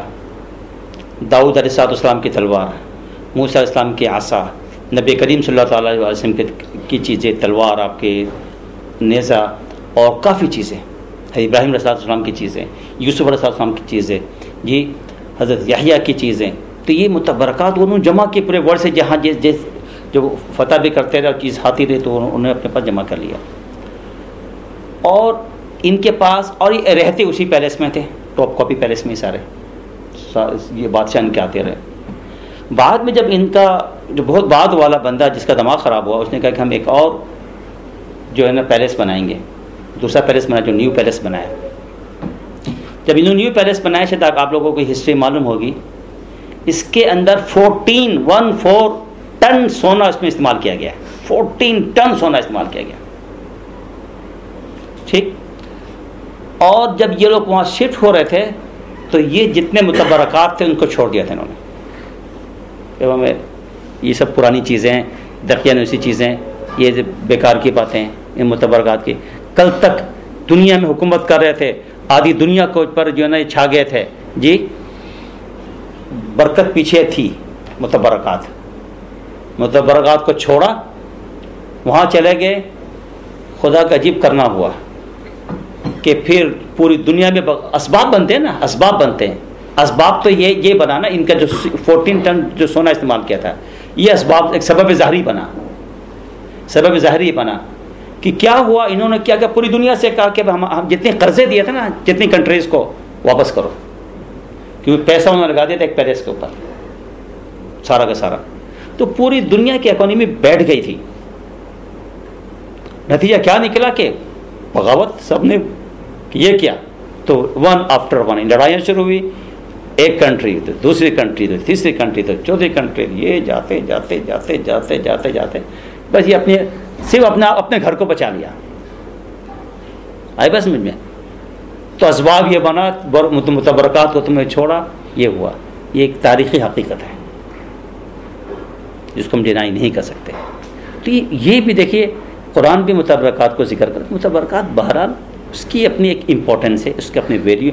ہم اس کو پوجا نہیں کریں گے، یہ نہ سمجھے کہ متبرکات کو پوج رہے ہیں، کوئی یہ نہ سمجھے کہ متبرکات عبادت نہیں کی جا رہی ہے. بہرحال اس کی ایک چیز بتاؤں آپ کو، حضرت یوسف علیہ السلام جب مصر میں کے بادشاہی بن گئے، ان کے والد حضرت یعقوب علیہ السلام کا کیا حال تھا؟ رو رو کے نابینا ہو گئے تھے. نہیں، بعد میں حضرت یوسف علیہ السلام نے کیا کہا تھا کہ یہ میرے قمیص کو، اذهبوا بقمیصی، میرے قمیص کو لے جاؤ، ہادا اس کو لے جاؤ، فالقوه علی وجه ابی، میرے قمیص کو، میرے کرتے کو میرے باپ کے چہرے پہ ڈال دینا، تو میرے باپ کی نا بینائی واپس آ جائے گی. ٹھیک ہے؟ ابھی اندازہ کیجئے کہ قافلہ والے آ رہے ہیں، مائلز اوے ہیں. حضرت یعقوب بیٹھے ہوئے ہیں لوگوں کے ساتھ، یوں کر رہے ہیں، انی لاجد ریح یوسف، مجھے یوسف کی خوشبو آ رہی ہے. او بھائی مائلز اوے ہیں، ہوا کے ذریعے سے خوشبو آ رہی. لولا ان تفندون، اگر تم مجھ کو پاگل نہ سمجھو، سچ بات بتا رہا ہوں، مجھے یوسف کی خوشبو آ رہی ہے. اور جب پہنچے تو پھر لوگوں نے ان کے چہرے پہ ڈالا، بینائی واپس آ گئی. آخر کیا چیز تھی؟ تھوڑا سا سوچے اس پہ. تو بہرحال متبرکات جو ہے اس کی ایک ویلیو ہے، اس کی امپورٹنس بہرحال ہے، اتنا آپ کو ماننا چاہیے. چلیے اسی پہ اکتفا کرتے ہیں. تو جو الحمدللہ آلموسٹ دوسرا سپارہ بھی ختم ہو گیا، تو انشاءاللہ پھر اگلے درس میں پھر